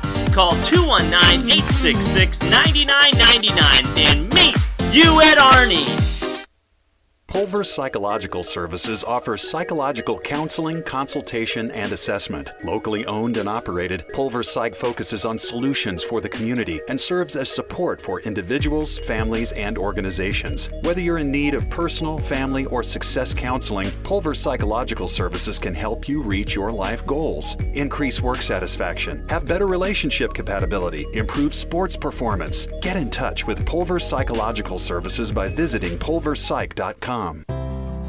After a hard day's work or play, it's time for some relaxation, and there's no better place than Unwind on Front Street in Rensselaer.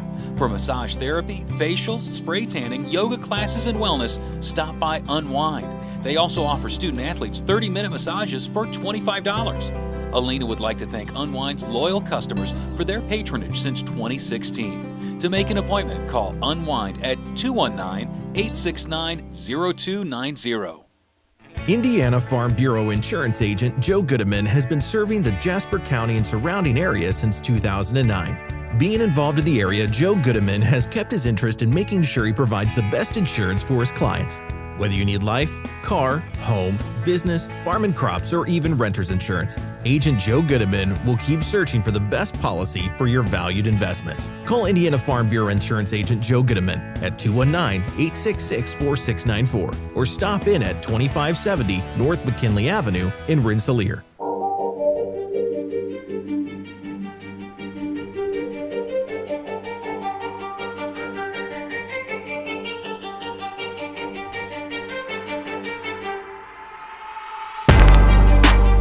Bob Kurtz and Greg Willis back with you here at halftime of this Midwest Conference matchup between two rivals. Tri-County trails South Newton 18-14, and we have an update from West Lafayette. It's West Lafayette 26, Rensselaer Central nothing at the half. The Bombers always tough time playing West Lafayette. No different this year, it looks like. So, hang on, there you go. And it gets no easier next week because we'll be there to have Central Catholic. Central Catholic, yep. Thank you for leading into that next game, and it'll be next Friday night.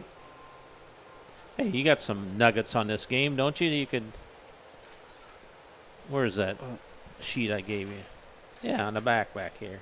Oh, okay. Go over some of those things. Well, just tidbits. Tidbits. South Newton leads the all-time series 32-23. We're talking about 6 decade long. South Newton is on a 2-game winning streak. South Newton has scored 1,257 points, and Tri-County has scored 1,089 now, points. Now, who thought up that stat, man? That takes a lot of time to. I think you probably delved into the archives of our of our good buddy, who's no longer with us, Jeff Gastineau. Yeah. Because you used to give me and Jeff a hard time about all of our little trivia stuff that we would get into.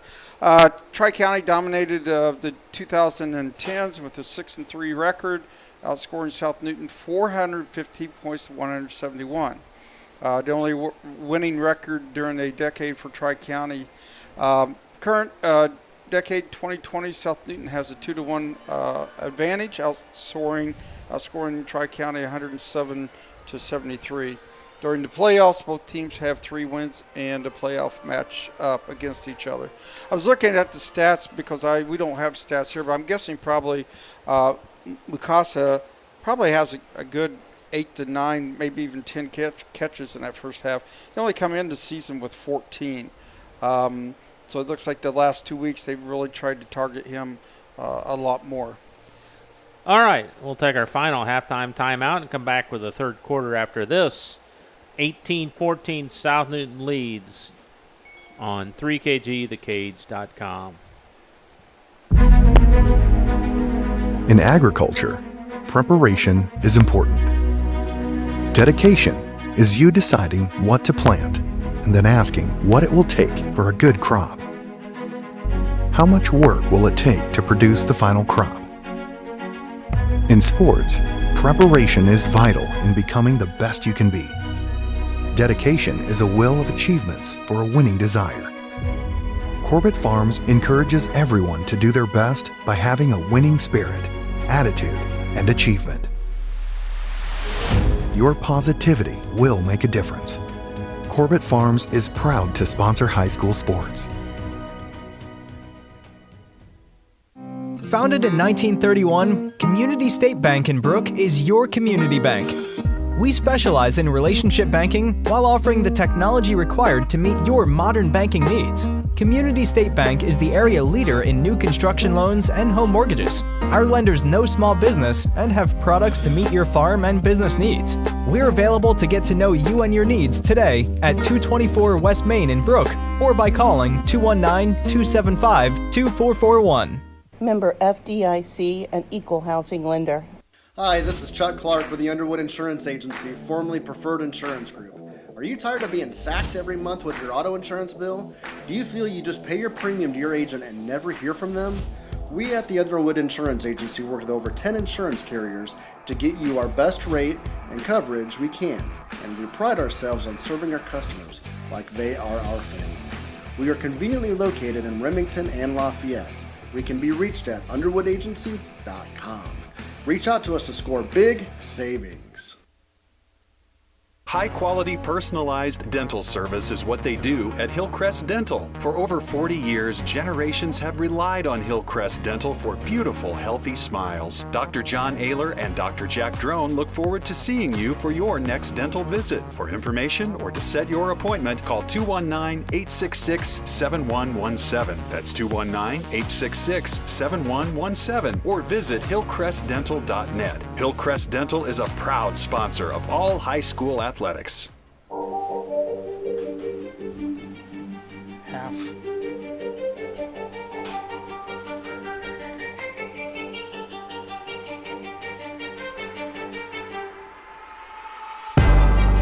Back at Tri-County, Bob Kurtz and Greg Willis with you. Boy, some lopsided scores. Greg, what's your latest you got on North Newton? Halftime, West Central 62, North Newton 6. Running clock there. So yeah, area teams are taking well, on a chin tonight. some of them, and you and I were talking on the way in. I think West Central has an excellent shot of going into the sectional 9-0. One thing I respect, of course, I've known Mark for a long time. One thing I respect about him is you never know if Mark's 0-9 or 9-0. You do not. He's a very level-headed guy. Level-headed, and and him and I have talked. They had the struggles like we talked about. A lot of 1A schools do. Probably 3 years ago they went through a period where it was really tough. Now the last couple of years they've really come back and done a lot of good things. And as Mark said, he goes, I'm not doing anything different that I did. Then he just with 1A football, like we said, it comes with talent, and you got to just go with the flow, right? The hand that's dealt you, And hopefully you have a system that in place that can adapt. I see a lot of teams are starting younger age, like South Newton's got flag football now, Rensselaer's got flag football now. Tri-County's got some version of that, I believe. So all the schools are trying to develop. The ball's going out of bounds. Looks like it does. Well, you look back, and I think a couple of years ago there was a lot of talk with 1A, especially 1A, and maybe even 2A going to 8-man football. I mean, there's still talk of that at some schools. And the numbers we saw a couple of years ago, with a lot of schools, there's a lot of schools that had less than 20 kids. Now I think we're starting to see an uptrend a little bit to where more of the schools. I think I know West Central, North Newton, Tri-County all went through that, and I think now they're up into the middle high 20s and maybe even low 30s. 1st and 10 at the 35 of Tri-County for the Cavaliers. Baylor under center, slot to the right, Pearson the running back. Pearson's got the handoff, eludes one tackler, and gets hauled down after a short gain. Called a gain of 3 up to the 38-yard line. 2nd down and 7 just underway in the second half. South Newton leading Tri-County 18-14.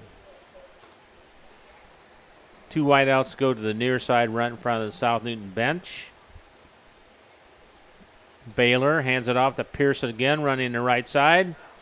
Mows ahead near the first down. He might have gotten it. It's right at the 45. Let's see where they mark it.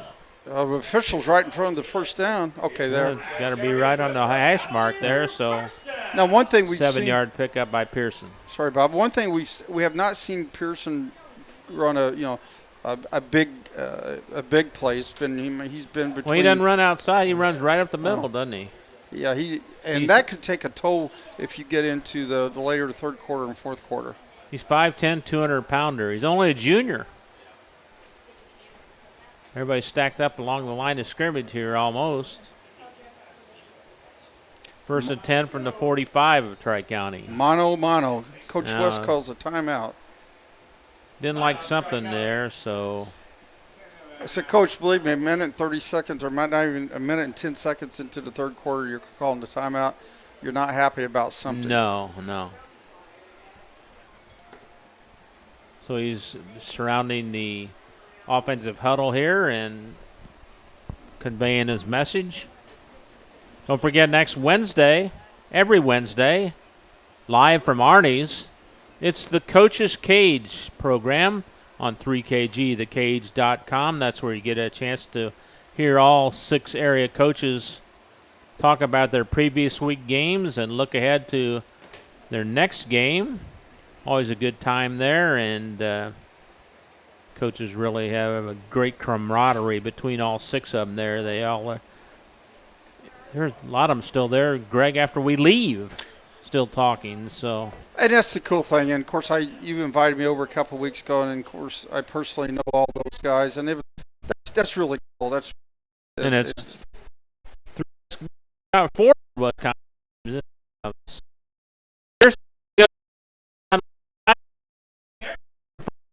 a little more. 4 of 40 now.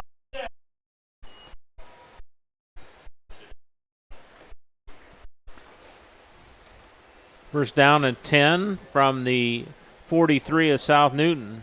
Baylor's under center again.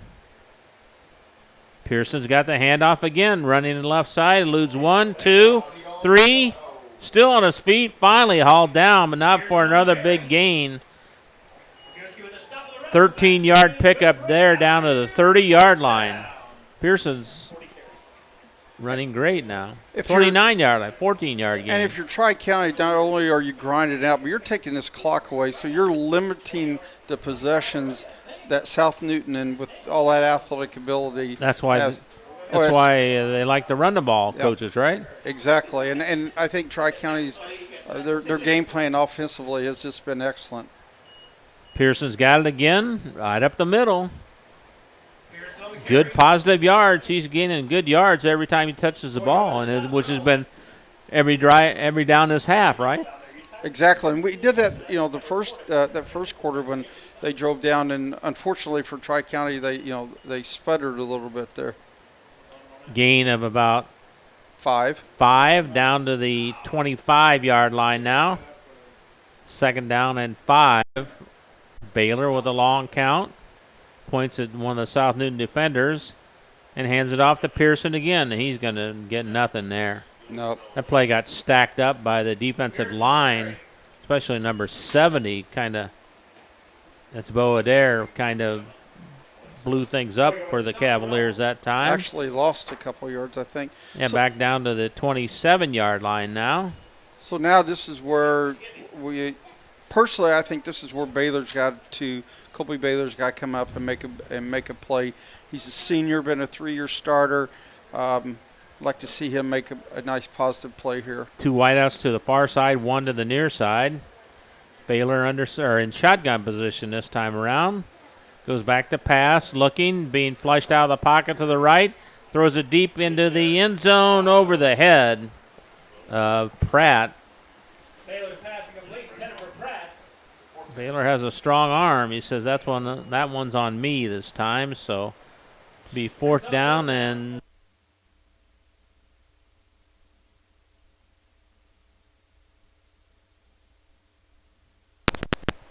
there we go. We're back on. All right. Once again, when a quarterback scrambles like that, the defensive backs have got to keep the integrity on the receiver. Same thing happened with South Newton. The kids started watching the play. Unfortunately, for Tri-County, Baylor should have put a little bit more air on that and let the Tri-County receiver run underneath it. 4th down and 7 for the Cavaliers, and they have to call another timeout. Jake West burns another timeout here. And he only got 1 left. And with that being said, just named a homecoming. Oh, yeah. Tell us about that, Greg. 2023 Tri-County Cavalier Homecoming King and Queen. The queen is Jasmine Province, and the king is the quarterback, Colby Baylor. Oh, congratulations. That's always a big thrill. Yes, congratulations to those young individuals. I think there's a pretty nice crowd. I was going to hit on that earlier. Wonderful crowd here. Of course, we only have seating on one side, but it's been really nice crowd. We encourage everybody to go home and watch this game. If you want to watch it tomorrow morning, just go to 3kgthecage.com, and it'll be right there. 4th down and 7 from the 27 of South Newton for Tri-County. Baylor shotgun formation, trip wideouts to the right now. Baylor shoots it over the middle. It's caught, and it's going to be a touchdown. I alluded to it play before, Bob. I said, Colby Baylor's a senior, been a 3-year starter. Tri-County needs him to step up and make a play, and that's exactly what he did. A nice little. What's the time there, Greg? 8:25. Ran a nice little skinny post that we've seen Tri-County run before. He hit the receiver right in stride, and just a well-executed play. Aiden Donovan receiving on that one. Sanders is short. He's short. That was a 27-yard pass, right? Yes.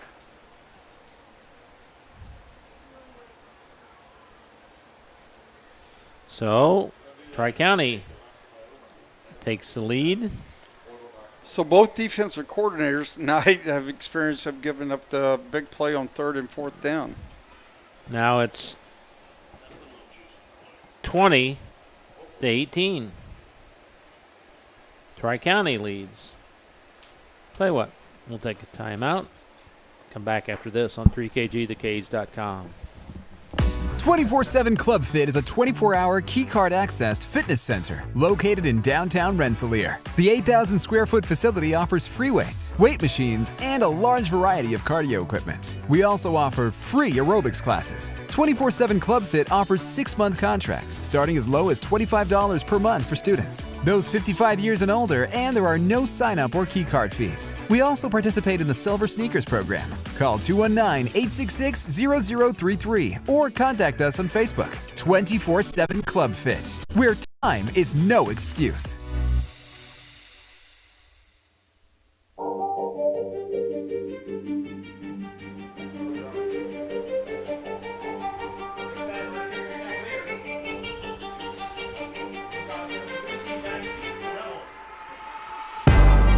Welcome back to Tri-County, where the Cavaliers have jumped back in front again in this seesaw game.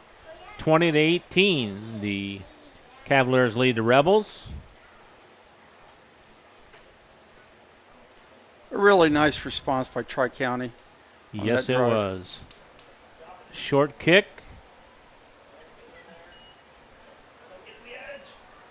And there's Boguski with a nice run out to about the 35 where he's hauled down. So let's see how South Newton responds. What could come into play here, Bob, the next quarter and a half is going to be, thus far it's been a very clean game, but maybe 1 or 2 penalties. There's been no turnovers. So that's something that could really play into. I think both teams have come in with a great offensive game plan on both sides. And they've executed. Yes. That, like I said, Cody Baylor, I said that before that play. I think, he needed to make a big play, and he did. First down Rebels, low snap. Boguski got it, and he swarmed under by a couple Cavaliers that time. Well, the issue's not been on 1st and 2nd down. No.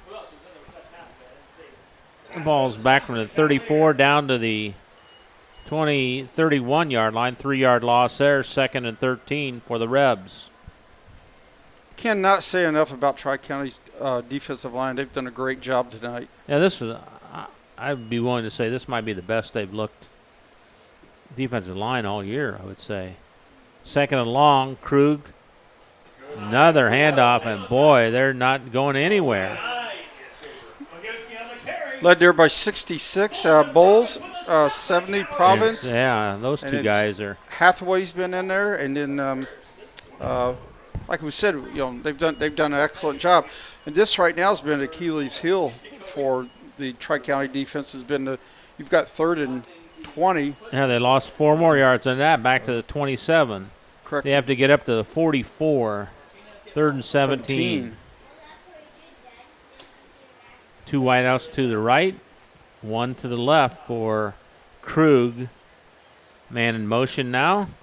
Krug rolls out, fires it out. It's caught by Mukasa. And he's swarmed under after a short gain. Now if you're Brad Beavis, what do you do?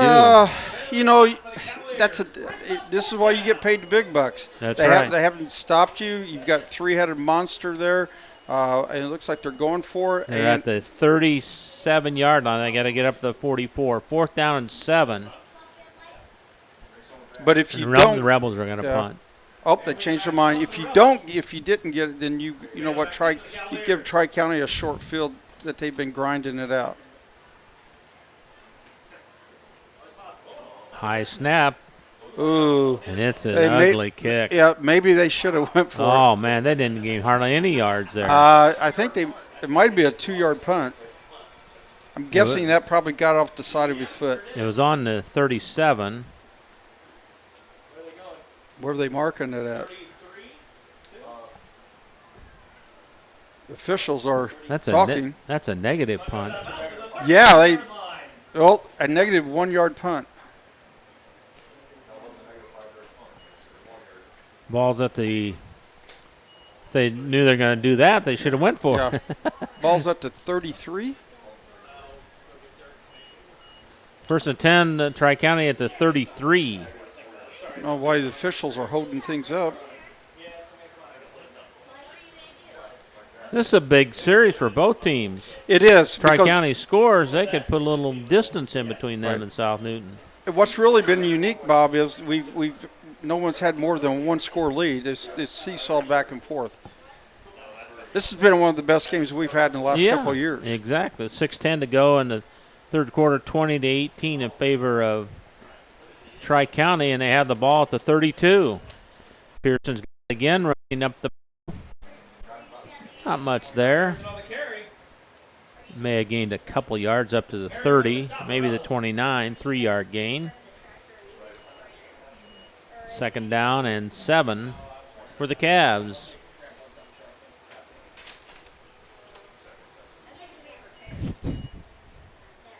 Ball's at the Rebel 29, 20-18, Tri-County leading. I'd like to see him do a little bootleg away from Pearson and roll Baylor to the wide side of the field here. Cavaliers, it looks like a blitz coming from South Newton, and Pearson's got it. Gets through the line, and they got a first down and more. Down to the 18-yard line. First down, TC. South Newton brought a two-man blitz, zone dog blitz right up the middle, and unfortunately for them, Tri-County ran the other way. that always hurts the defense when that happens, doesn't it? All right, first and 10 from the 18-yard line for the Cavs. Pearson's got it. Not going anywhere this time. That's a loss. South Newton's starting to bring some pressure now. Lost back to the 20-yard. Nah, that's in between the 19 and 20. They said the scoreboard says 20, so that's what we'll do. Second down and 11 for the Cavs. Two wideouts right, slot left. Bootleg by Baylor. Throws it deep, and it's off the hands of the receiver in the end zone. Incomplete.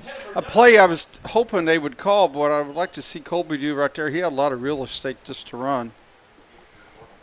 Kobe doesn't run much. Jake must have been hearing me calling for that play. Yeah, there you go. So the ball's at the 20.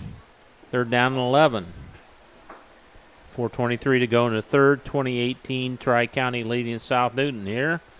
Three wideouts to the right now. One to the left. Baylor in shotgun formation on 3rd and 11. He swings it back out. Pratt misses it right through his hands.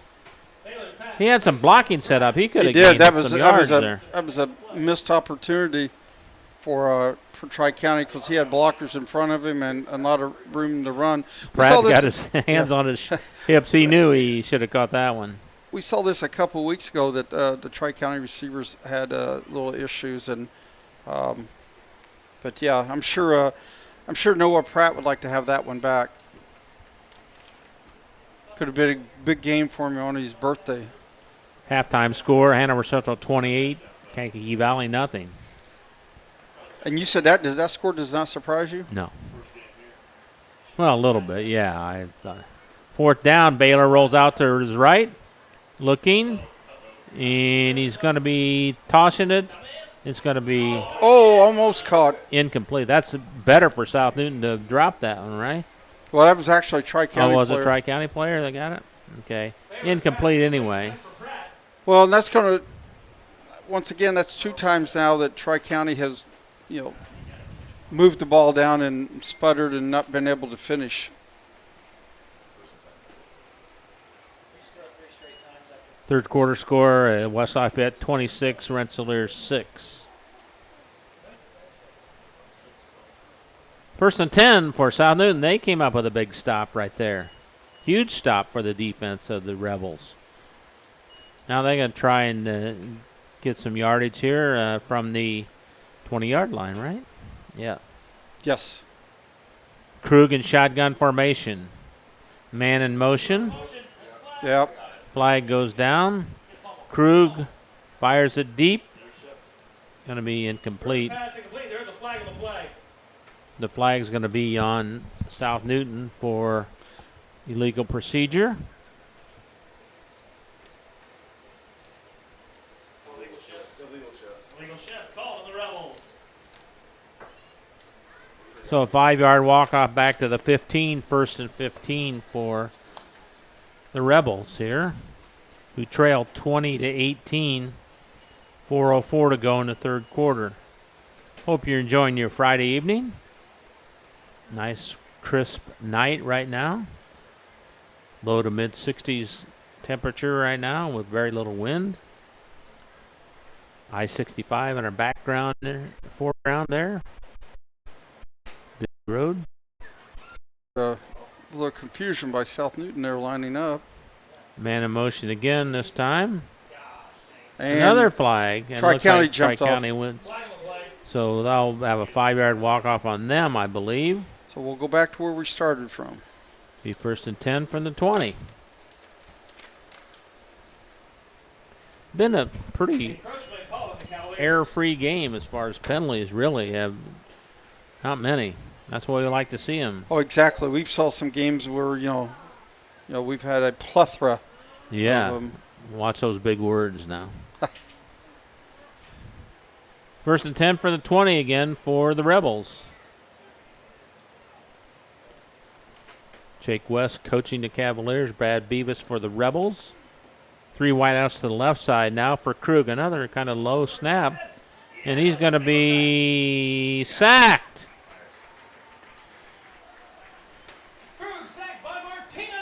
Martinez with the stop. Kevin Martinez, and the 5'7" junior, sacks Krug all the way back to the 9-yard line. In the 2 games we've done, Martinez has been real impressive. He looks a lot bigger than 5'7". South Newton's got him right where they want him. 2nd and 30. Timeout, South Newton. We'll keep it right here on the timeout. Rebels in trouble again now. 2nd and 19. They got to get to the 29, so they're at the 9-yard line. So the 2nd and 20.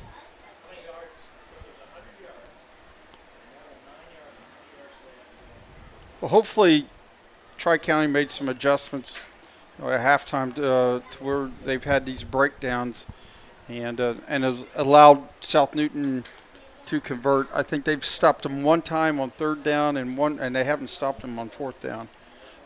Tri-County's played excellent on 1st and 2nd downs, but they've had some issues when it comes to 3rd and 4th downs. The defensive line has held its own tonight. Oh, they've done. I think they've really. I've been impressed with them. I think they've really done a great job. We've had a couple bad snaps here lately for the Rebels. Has kind of blown up the play after that. Well, you get this time of year, Bob. You're starting to get a little dew and some different things and moisture, and it can be a little tough. Krug rolling out to his left, fires it out. It's caught for a good chunk of that yardage back to number 18 that time. Krug's pass complete to Boguski. Or Boguski, I'm sorry, 16. And that's a play that they've run a lot of those down and out patterns. This was simple 10 yards. Tri-County's given respect and South Newton speed, and they're giving them that. And give Krug and the receivers credit. I mean, they're giving them to him, but they have to execute it. 9-yard gain there, making it 3rd down and 12. From the 18. Krug rolled out that time. Another low snap. Krug fires it on. No, it's caught. It's intercepted, I should say. Baylor with the interception just stood right in front of the receiver and picked it off. What a play by Kobe Baylor on the defensive backfield side. Well, maybe someone communicated with Mr. Baylor that I said he's a senior and been a 3-year starter, and the Cavaliers need him to step up. So that's 2 big plays that he's made in this half. So the ball's at the 13-yard line. 18. No, Well, that's not the 18. okay, the scoreboard had 18. You're at the 13. Let's call it the 12 then. Pearson's got it, running the right side. And oh, did he get in? Oh. So you hear the O's. Pearson got 11 of those 12 yards. So it's a 9-yard gain. Down to the 3. It sure did not look like he stepped out, but doesn't matter what we think. 2nd and 1 from the 3-yard line. Pearson's got it again. And he will score for the touchdown. Call it a 2-yard run.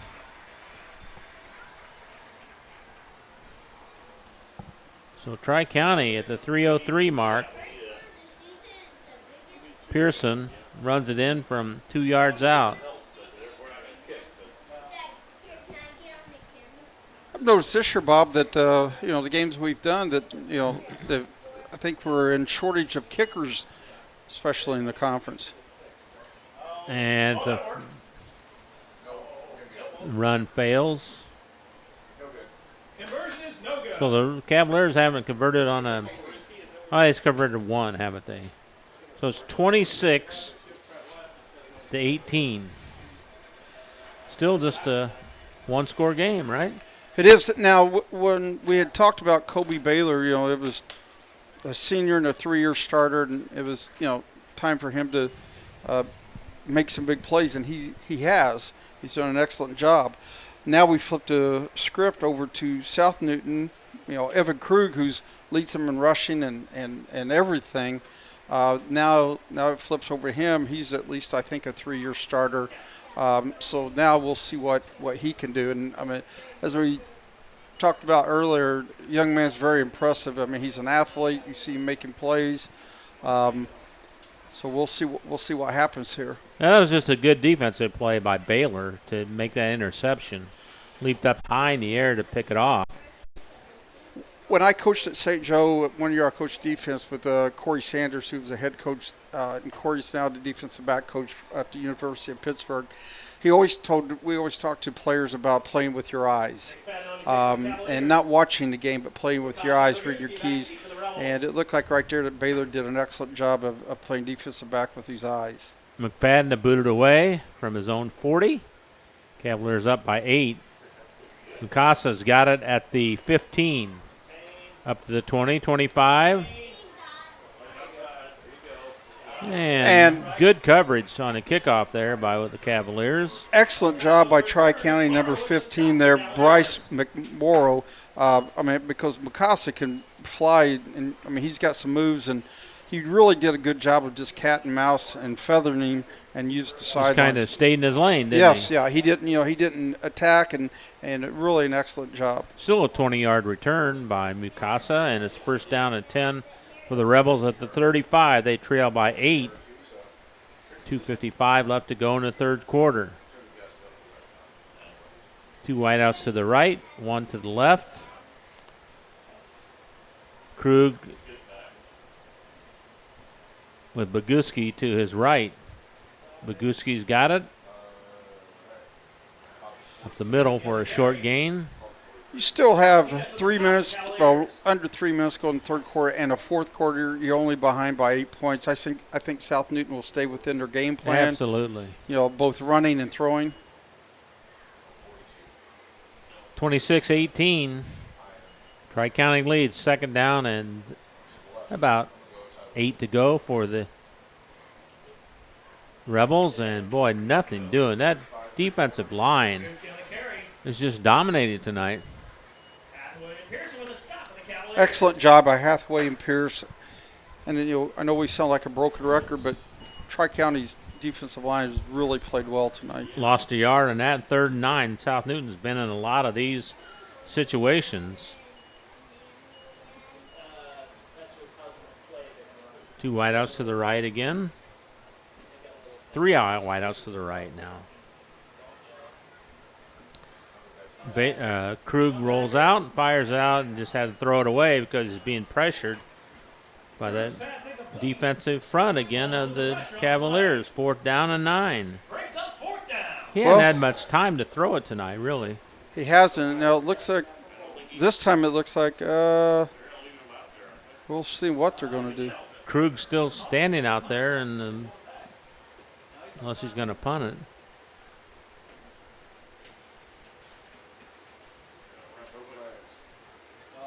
Looks like he is going to punt it. Krug is the punter.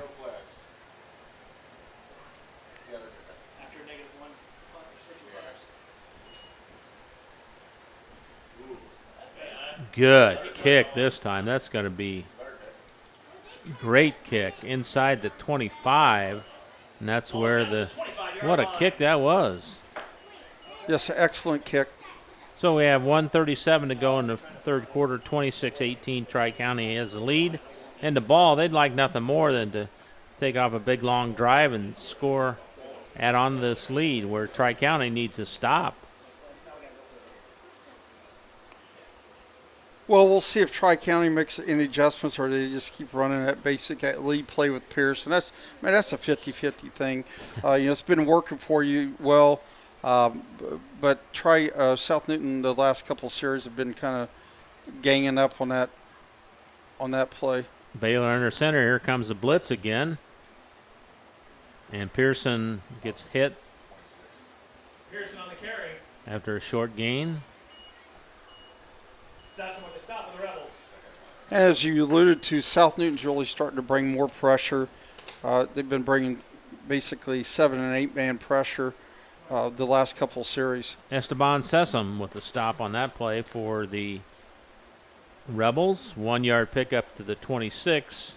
2nd down and 9 for Tri-County. They're in no hurry to get the play off here. They send 2 wideouts to the left. Pearson, the lone running back with a slot right.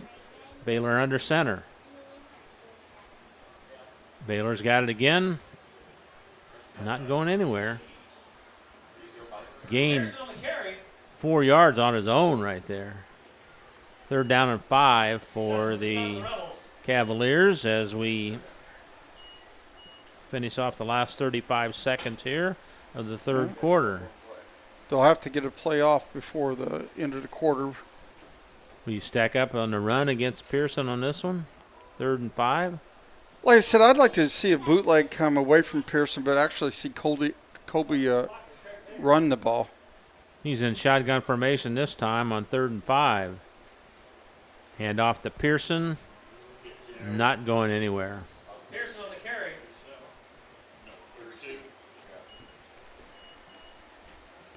Sessom again on the stop. Martin with the stop of the Rebels. And that's the end of the third quarter. They'll have a decision to make heading into the fourth. After 3, 26-18. Tri-County leads South Newton on 3KGthecage.com. Founded in 1931, Community State Bank in Brook is your community bank. We specialize in relationship banking while offering the technology required to meet your modern banking needs. Community State Bank is the area leader in new construction loans and home mortgages. Our lenders know small business and have products to meet your farm and business needs. We're available to get to know you and your needs today at 224 Main in Brook or by calling 219-265-441. Member FDIC and equal housing lender.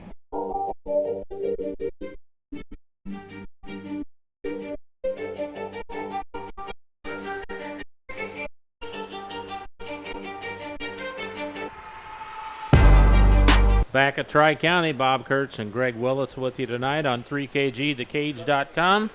Check out our webpage there. Just go to that, 3KGthecage.com. Any archive games you want to listen to or watch, and any coach's case you would like to watch, feel free. Looks like punt formation for the Cavs on 4th and couple. And I think this is a good call for Jake. I do too. That's if you don't, you're giving them a very short field. Unless you go for a fake punt. Ooh, what a good catch. They got a ball trickles over the 50-yard line, but the Rebels will take good field position, trying to go in for the tying touchdown here. They need a touchdown and a 2-point conversion to tie here, just starting the fourth quarter. 26-18, Tri-County leading South Newton. And an excellent job by the South Newton defense on that last series. They started bringing more pressure. Like I said, started bringing some mostly 8-man pressure and just more guys there than what Tri-County can block. Ball's at the 49-yard line of South Newton, 1st and 10 for the Rebels. Send 2 guys out to the right side and 2 to the left side.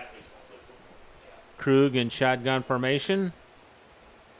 Magusi's got it, running in left sideline, and gets piled up on out of bounds on the sideline by the Rebels. Short gain there. I don't think we've had a holding penalty all night. No, we haven't. 3-yard pickup by Maguski that time. 2nd and 7 now for the Rebels.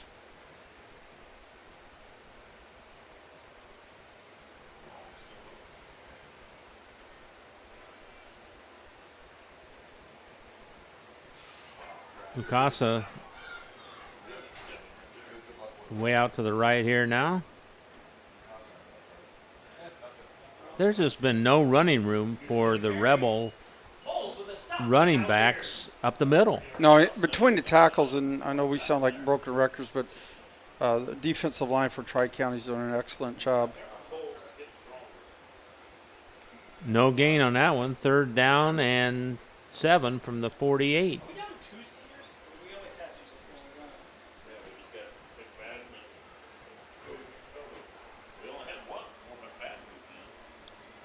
Two wideouts to the right.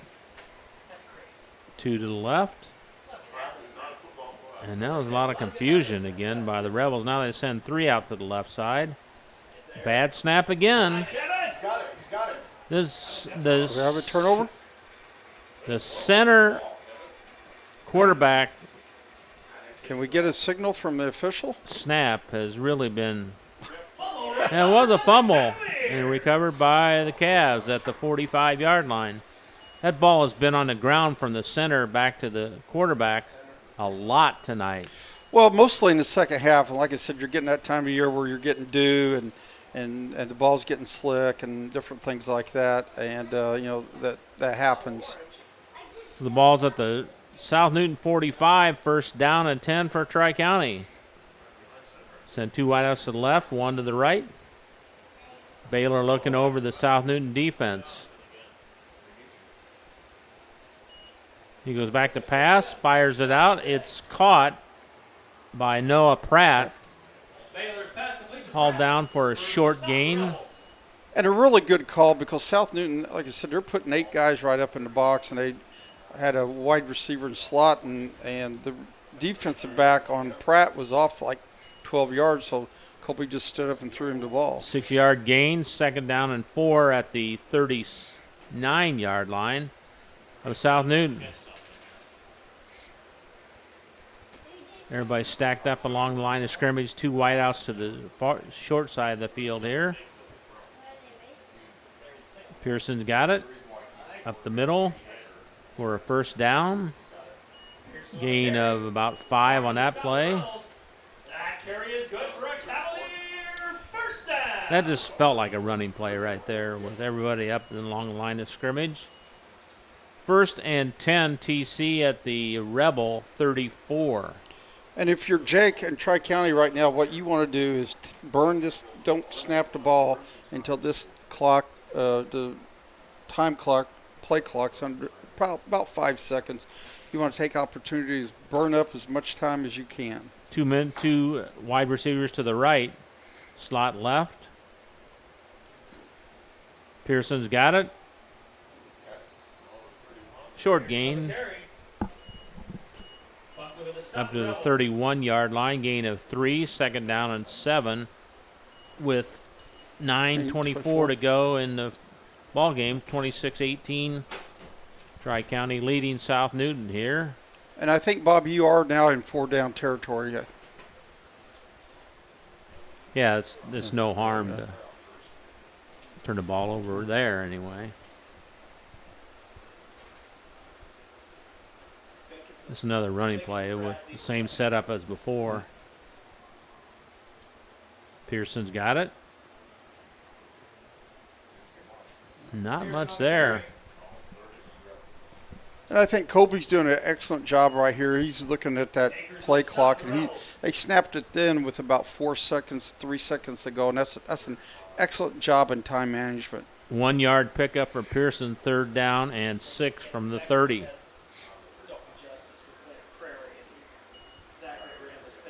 This where you sell out and try and stack it up against Pearson here if you're the Rebels? Well, it looks like, we have officials timeout. I don't know if we have equipment. It looks like Pearson, this is not where you want to see Pearson coming out. Must be an equipment issue. Oh, he's bleeding. So that changes things, doesn't it, a little bit? But definitely now, yeah, I would say you're probably going to see Tri-County go shotgun and probably put the play in Colby's hands, so to speak. Unfortunately, Jake has only one timeout left. If he had those timeouts, you could take a timeout and and have Pearson in, because this is a big play that you need your stud running back in there. 3rd and 6 from the 30 for Baylor and the Cavaliers, who lead by 8. Baylor goes back to pass. Bootleg to his right, and he eludes one. Or he's got a guy wide open. He's got running room. Oh, he's going to score. He's going to score all the way from 30 yards. Baylor runs it in. He should have been sacked for a loss, and he breaks it free for a 30-yard run. And I know I've been preaching that, but I love that bootleg to the white side of the field. And Colby's had that opportunity a couple times, and he's enough of an athlete. Good job that time using his legs. So now it's 32-18.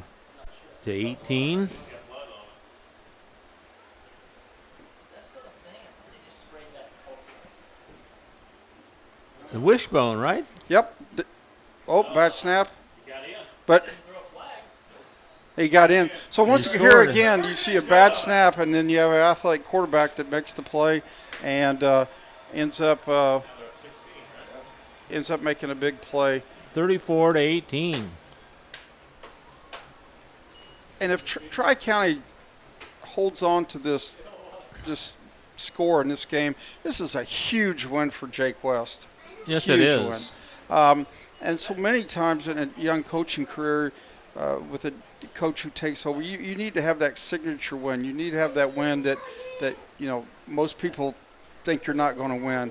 And really what happens from that is spins off and the kids start believing. And I've been around the coaching arena for a long time. It doesn't matter what we know as coaches.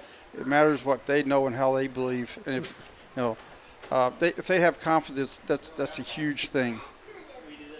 So South Newton's in a big-time hole with 7:52 to go. Now turn the tables. South Newton, they have a lot of senior leadership, and it's going to be key to see here if they, and I don't think they will, but see if they panic and I think Krug, with his experience and ability, that he'll stay calm and lead his team. The big thing for Tri-County is you cannot give up a big play here. Right. If they drive the ball down the field and they score with 3 or 4 minutes, but you cannot give up a score within a 20-second right. period or a minute period. Tri-County boots it short again. Fielded by one of the up men for the Rebels. He actually ran into his own player. Gets it up to about the 38-yard line. And as we've talked about, Tri-County's defensive line has played, just out of the world tonight. So the ball's at the 37? 38? 38? 38-yard line of South Newton. They've got to be in like a 2-minute offense, don't they, here now? They got to score twice and convert twice. I'm surprised they haven't tried to hit Musasa on a streak Another route. low snap. And there you go. There goes. That just is messing up the whole play. Those low snaps. And an excellent tackle there by Bowles, because if he didn't, Krug had a lot of green. Loss of about a half a yard. Maybe call a yard back to the 37.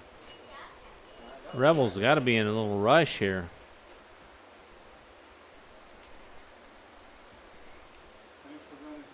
Yeah, they are. They're taking their time, aren't they?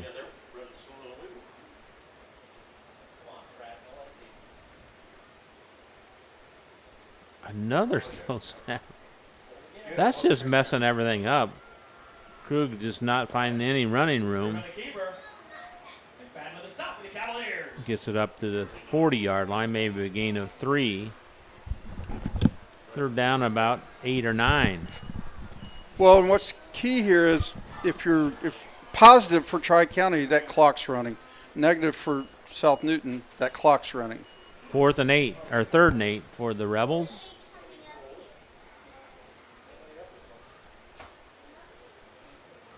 And once again, here for Tri-County, as long as you just don't give up a big play. Goosey got it on the left side. Got a first down And and there you more. go. What'd you just say? Don't give up a big play. They got it from the 40 all the way up to the To right about the 38. 37. Yeah, 30. Or actually 42. 42 of Tri-County. And once again, Tri-County was there. They just didn't execute. And, here at 3rd and 8, and they give up a 20-yard run. Yeah, big run by Boguski. And the Rebels in business at the Tri-County 42. But it wasn't within the tackles. It was outside. Right.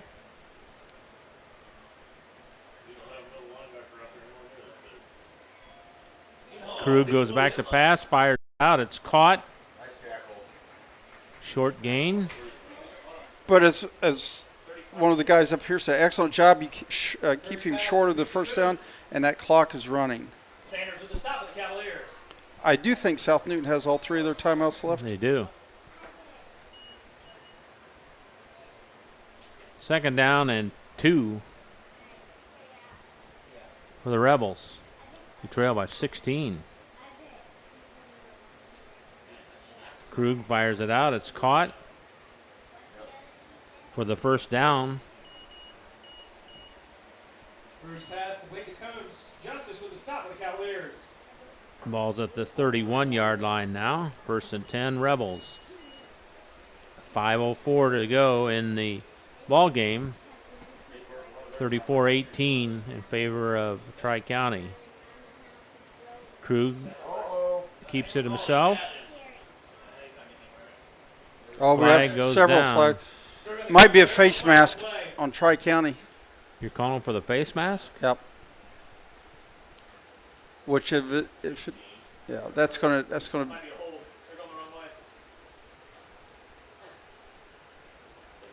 The only reason I thought it was face mask was because you had 3 Tri-County players. There you go. Good call, Coach Willis. Face mask call on the Cavaliers. 15-yard walk-off, and now the Rebels are in business. Yeah, that hurts.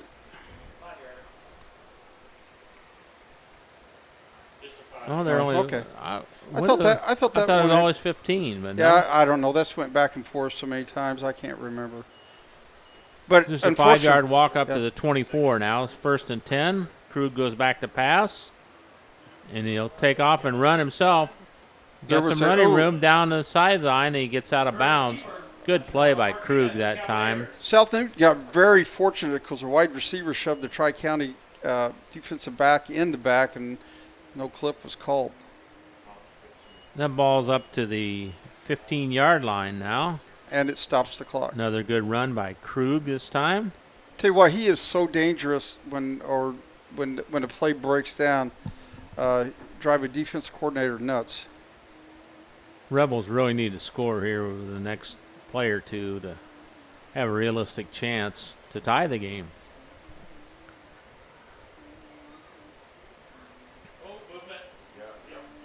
South Newton killing themselves on the penalty here. Ball start call on the Rebels.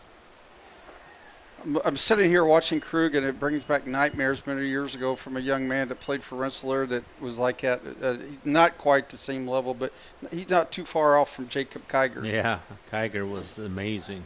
That's why I don't have any follicles on top of my head.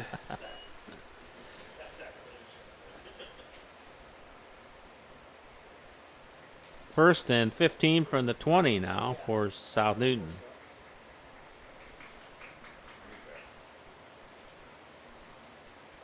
Yes, good job, Bowles. What a play. And once again, defensive Bowles. lineman, Bowles has really made a lot of. If he did not make that play, then Boguski would have got outside, and he had a lot of green. Rebels are taking way too much time. They're just under 4 minutes now, and it's third and forever. Well, that's second and forever, I should say. Oh, okay. I was going to say that's. They got to get down to the 5, and they're at the 27. Another bad snap, but you know what? That's Krug on the keeper. Justice for the stop of the Cavaliers. that's where Krug is so dangerous. How many times, Bob and I, have we seen bad snapper and he picks up and makes an athletic move, and most of the time it's been a positive. Still third and forever, though. At the 25, third and 20. You got to try and get a big chunk of this back, I'd say. Krug fires it over the middle. Incomplete. What a hit. Who hit that? That's number Krug's pass incomplete. I think he was hit. Was he 14, hit? wasn't it? No. It was hit. Was it hit by Baylor? Yeah, Baylor. hit was by Baylor. Well, I mentioned it going into the third quarter. Colby's been a 3-year starter, a senior. Tri-County needed him to step up, and he's made 3 or 4 big plays Well, in the second half. That was a legal hit too. That wasn't dirty or anything. That was just a clean hit. And a wide receiver is down on the ground at the 15. So maybe with Colby being named homecoming king, really fired him up, because he's come out the second half and just played an excellent game. It's going to be third down. 3rd and 19 from the 25. With 2 minutes and 55 seconds to go. But if you're South Newton, Bob, you've got to feel comfortable. I mean, even with this situation, you've got the ball in the hands of Krug, who's your Superman, so to speak, and this is times where big time players step up. You're going to take a timeout and be back after this on 3kgthecage.com. Indiana Farm Bureau insurance agent Joe Goodman has been serving the Jasper County and surrounding area since 2009. Being involved in the area, Joe Goodman has kept his interest in making sure he provides the best insurance for his clients. Whether you need life, car, home, business, farm and crops, or even renter's insurance, Agent Joe Goodman will keep searching for the best policy for your valued investments. Call Indiana Farm Bureau Insurance Agent Joe Goodman at 219-866-4694 or stop in at 2570 North McKinley Avenue in Rensselaer.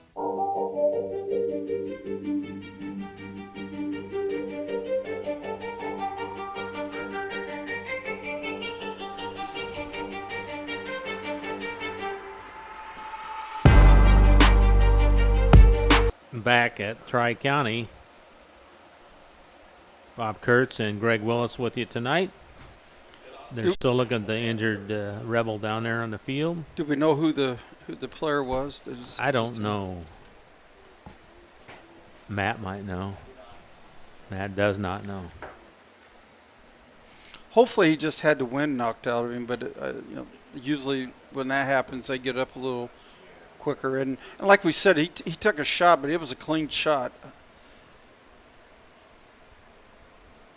Jake West huddled around his defense and still concerned for the player that's on the ground for the Rebels. And in the games that we've done this year, knock on wood, we have not had a lot of injuries. No. And I think besides really the first week, the only ones we had were mainly cramps, and that as a coach would be irritating because that first week was about like it is now. Yeah, it really was. Now. So now I think these sitting up, I believe.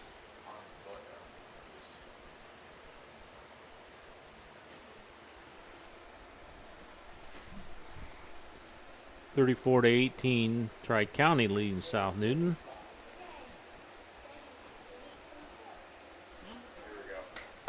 And he's getting up. Let's see who it is. Greg, can you tell me? Boguski. Boguski. Right? That's you've got two big plays in this game, and you've got one of your triple-headed monster that's out. So that's going to put it back right on Krug's shoulders. They're down and long for the Rebels here, who are in a must score. There's only 2:55 left to go in the game. Stick with us for the post-game show. We'll recap the second half scoring and try and get you some updated scores from around the area. Well, if you're Tri-County, hopefully they're going to bracket coverage number 10, especially with Boguski out for this play. Oh, he's coming out to the right side. Fourth down. What am I saying? Fourth down it is. You got to get to the 5, so he's giving him a lot of cushion. You got to throw this in the end zone, don't you? Oh, yeah. Oh, he's getting in trouble. Krug, that's not going to do it. They didn't even try to get in the end zone, so the Cavaliers stop the Rebels.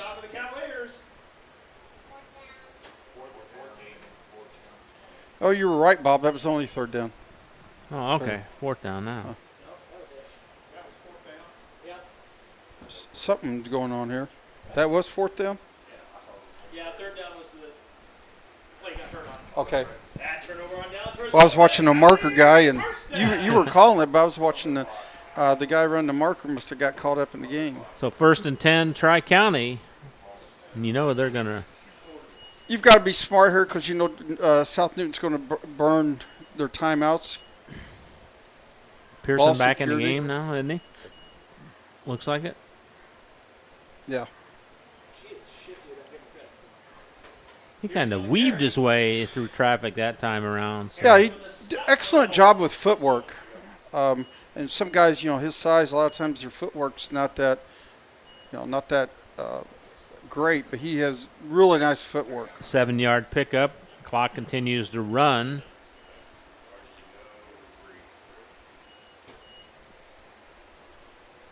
Second down and 3. I think it's probably going to be Pearson. Is he still back? Is that him, 24? Yes.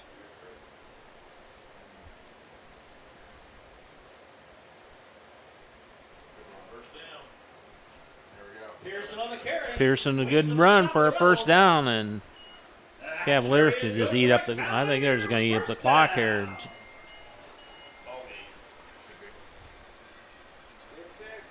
Final score from West Lafayette was West Lafayette 40, Rensselaer 6. Bombers have lost 3 straight now, and they're under 500 at 2-3. Well, not only do you not see the Bombers lose 3 straight, you don't see Coach Zacker's defense give up 40 points. They always have that tough stretch of West Lafayette and CC back-to-back weeks. Jonathan Pearson, I think Pearson can run it 50 times in the game if he wanted to. Sure looks that way. And the Rebels aren't stopping the clock, so. It'd be interesting, especially if Jake comes up to see, why they changed their philosophy a little bit tonight. But I don't know if they saw something that they thought South Newton was vulnerable at, or if they just felt like it was time to get back, and do something. So. They're letting the clock wind down. 45 seconds. This would be the last play of the game, right? That could be. Here's going lining up in victory formation. And what a win for the Cavaliers. They dominate in the second half, and they're going to win 34-18. And what a celebration going on in the middle of the field. Everybody hugging each other. This is a big win for the Cavaliers and tough loss for the Rebels. And I agree. Couldn't agree more, Bob. I mean, it is. It's a huge win for Tri-County, Coach West and his program, and then Coach Beavis. It's got to be a pretty disappointing loss because they were up 18-12, and we're outscored 22-0 there. But you just got to be happy for Coach West, and they look at the Cavaliers out there jumping around all over the place. They put points up last week against North White, and when I was at the other game, I knew they were ahead at one point, and then I know the final score they end up getting beat. But just got to, like I said, be so happy for Coach West. And for South Newton, I mean, I would probably have to say Coach Beavis is probably not real happy with the way they played in the second half. And, they just didn't execute. All right, final score 34-18, Tri-County over South Newton. Post game after this on 3KGTheCage.com. Anders Water Conditioning in downtown Rensselaer is here for all of your water supplies and softening needs. At Anders, we sell and rent water softeners, water coolers, and have all of your bottled water and salt needs too. Call Chuck to set up your consultation today. 219-866-7430. Anders Water Conditioning. Family owned since 1991. Shanley Construction, Pools, and Excavating has been improving area homes and businesses since 1973. Whether residential or commercial, they offer lawn care, installation of above-ground and in-ground pools, plus pole barn and new home construction. Shanley is your source for new driveways, parking lot expansions, as well as fence row and building site clearing. Start your project by calling Jim Shanley at 219-866-5955. Shanley, Rensselaer-based, family-owned. Call today. 24/7 Club Fit is a 24-hour keycard accessed fitness center located in downtown Rensselaer. The 8,000 square foot facility offers free weights, weight machines, and a large variety of cardio equipment. We also offer free aerobics classes. 24/7 Club Fit offers 6-month contracts starting as low as $25 per month for students, those 55 years and older, and there are no sign-up or keycard fees. We also participate in the Silver Sneakers program. Call 219-866-0033 or contact us on Facebook. 24/7 Club Fit, where time is no excuse. After a hard day's work or play, it's time for some relaxation, and there's no better place than Unwind on Front Street in Rensselaer. For massage therapy, facials, spray tanning, yoga classes, and wellness, stop by Unwind. They also offer student-athletes 30-minute massages for $25. Alina would like to thank Unwind's loyal customers for their patronage since 2016. To make an appointment, call Unwind at 219-869-0290. High-quality personalized dental service is what they do at Hillcrest Dental. For over 40 years, generations have relied on Hillcrest Dental for beautiful, healthy smiles. Dr. John Ayler and Dr. Jack Drone look forward to seeing you for your next dental visit. For information or to set your appointment, call 219-866-7117. That's 219-866-7117. Or visit hillcrestdental.net. Hillcrest Dental is a proud sponsor of all high school athletics. Working with our customers has been Kentland Bank's trademark for 87 years. We're dedicated to making your visit a lasting one, and helping you achieve your goals is our #1 priority. With 5 locations, Kentland Bank offers all loans needed for today's businesses and families, including car loans, mortgages, agriculture, and commercial loans. We're here to make your busy life less hectic by offering online and mobile banking, bill pay, and P2P payments. Member FDIC and Equal Housing Lender.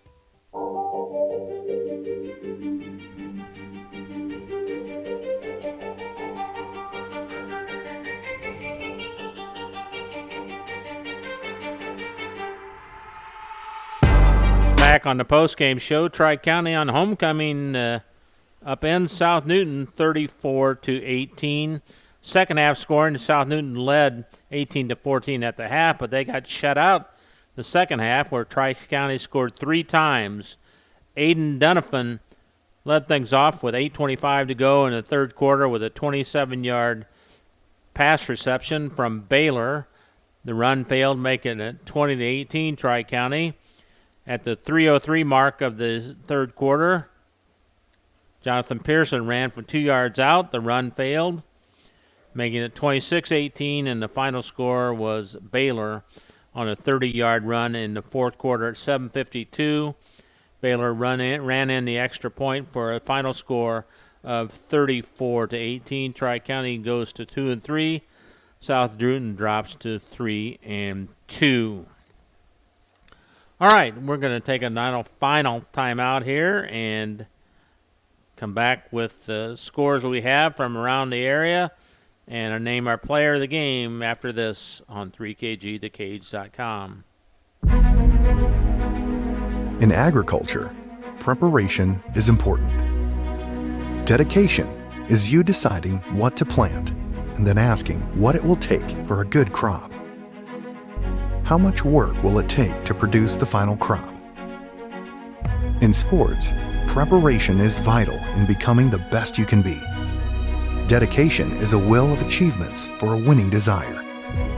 Corbett Farms encourages everyone to do their best by having a winning spirit, attitude, and achievement. Your positivity will make a difference. Corbett Farms is proud to sponsor high school sports. Hi, this is Chuck Clark with the Underwood Insurance Agency, formerly Preferred Insurance Group. Are you tired of being sacked every month with your auto insurance bill? Do you feel you just pay your premium to your agent and never hear from them? We at the Underwood Insurance Agency work with over 10 insurance carriers to get you our best rate and coverage we can, and we pride ourselves on serving our customers like they are our family. We are conveniently located in Remington and Lafayette. We can be reached at underwoodagency.com. Reach out to us to score big savings. If you're looking for some great food before the big game or anytime, stop by the Wagon Wheel Grill on South College Avenue in Rensselaer. From their famous Wagon Masters to their great homemade chili, the Wagon Wheel is the place to go to satisfy your hunger needs. Takeout is also available by calling the Wagon Wheel at 219-866-9942. Indiana Farm Bureau insurance agent Joe Goodman has been serving the Jasper County and surrounding area since 2009. Being involved in the area, Joe Goodman has kept his interest in making sure he provides the best insurance for his clients. Whether you need life, car, home, business, farm and crops, or even renter's insurance, Agent Joe Goodman will keep searching for the best policy for your valued investments. Call Indiana Farm Bureau Insurance Agent Joe Goodman at 219-866-4694 or stop in at 2570 North McKinley Avenue in Rensselaer.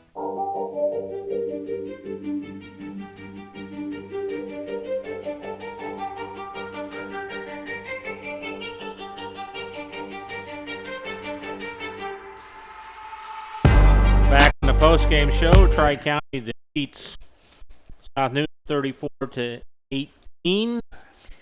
Greg, what else you got? The latest updates we have on all the other scores. Well, we have last score we had with West Central. North Newton was at half. West Central was up 62-6. Also, the last update we had was with KV. Hanover Central was up on them 28-0, and then we have the final. Rensselaer getting beat 40-6. So that's the scores. Then of course next Friday on 3kg thecage.com, Central Catholic and Rensselaer Central. That will be at 6:45 pregame. So like you and I talked about, really enjoyable game to call and watch. Really had fun. Yes, it was. And we hope Billy gets in better health and can be back next week. We need him. Yes, we need him. We need so with that, our king and queen once again for Tri-County.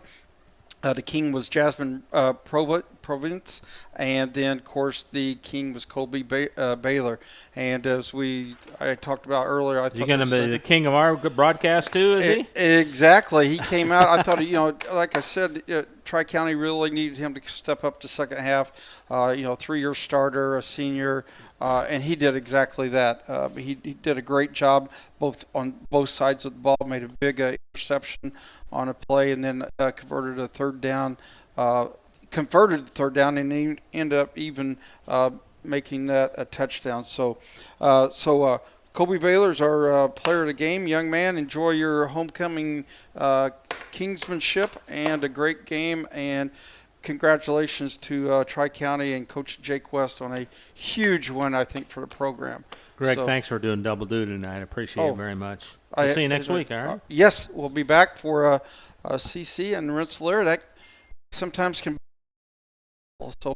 I know Rensselaer's can hit a tough match here, but I'm sure that one more score here. I'm sure Rensselaer Coach and his staff will get the Bombers back and get them in a very competitive mode. Last final is Hanover Central 47, Kansas Valley 7. So that'll do it from here. I'd like to thank Jeff LeBeau and the gang here at Tri-County for making us feel welcome, and thank all the sponsors. And 34-18, Tri-County prevails over South Newton. For my partner Greg Willis, this is Bob Kurtz. So long, everybody.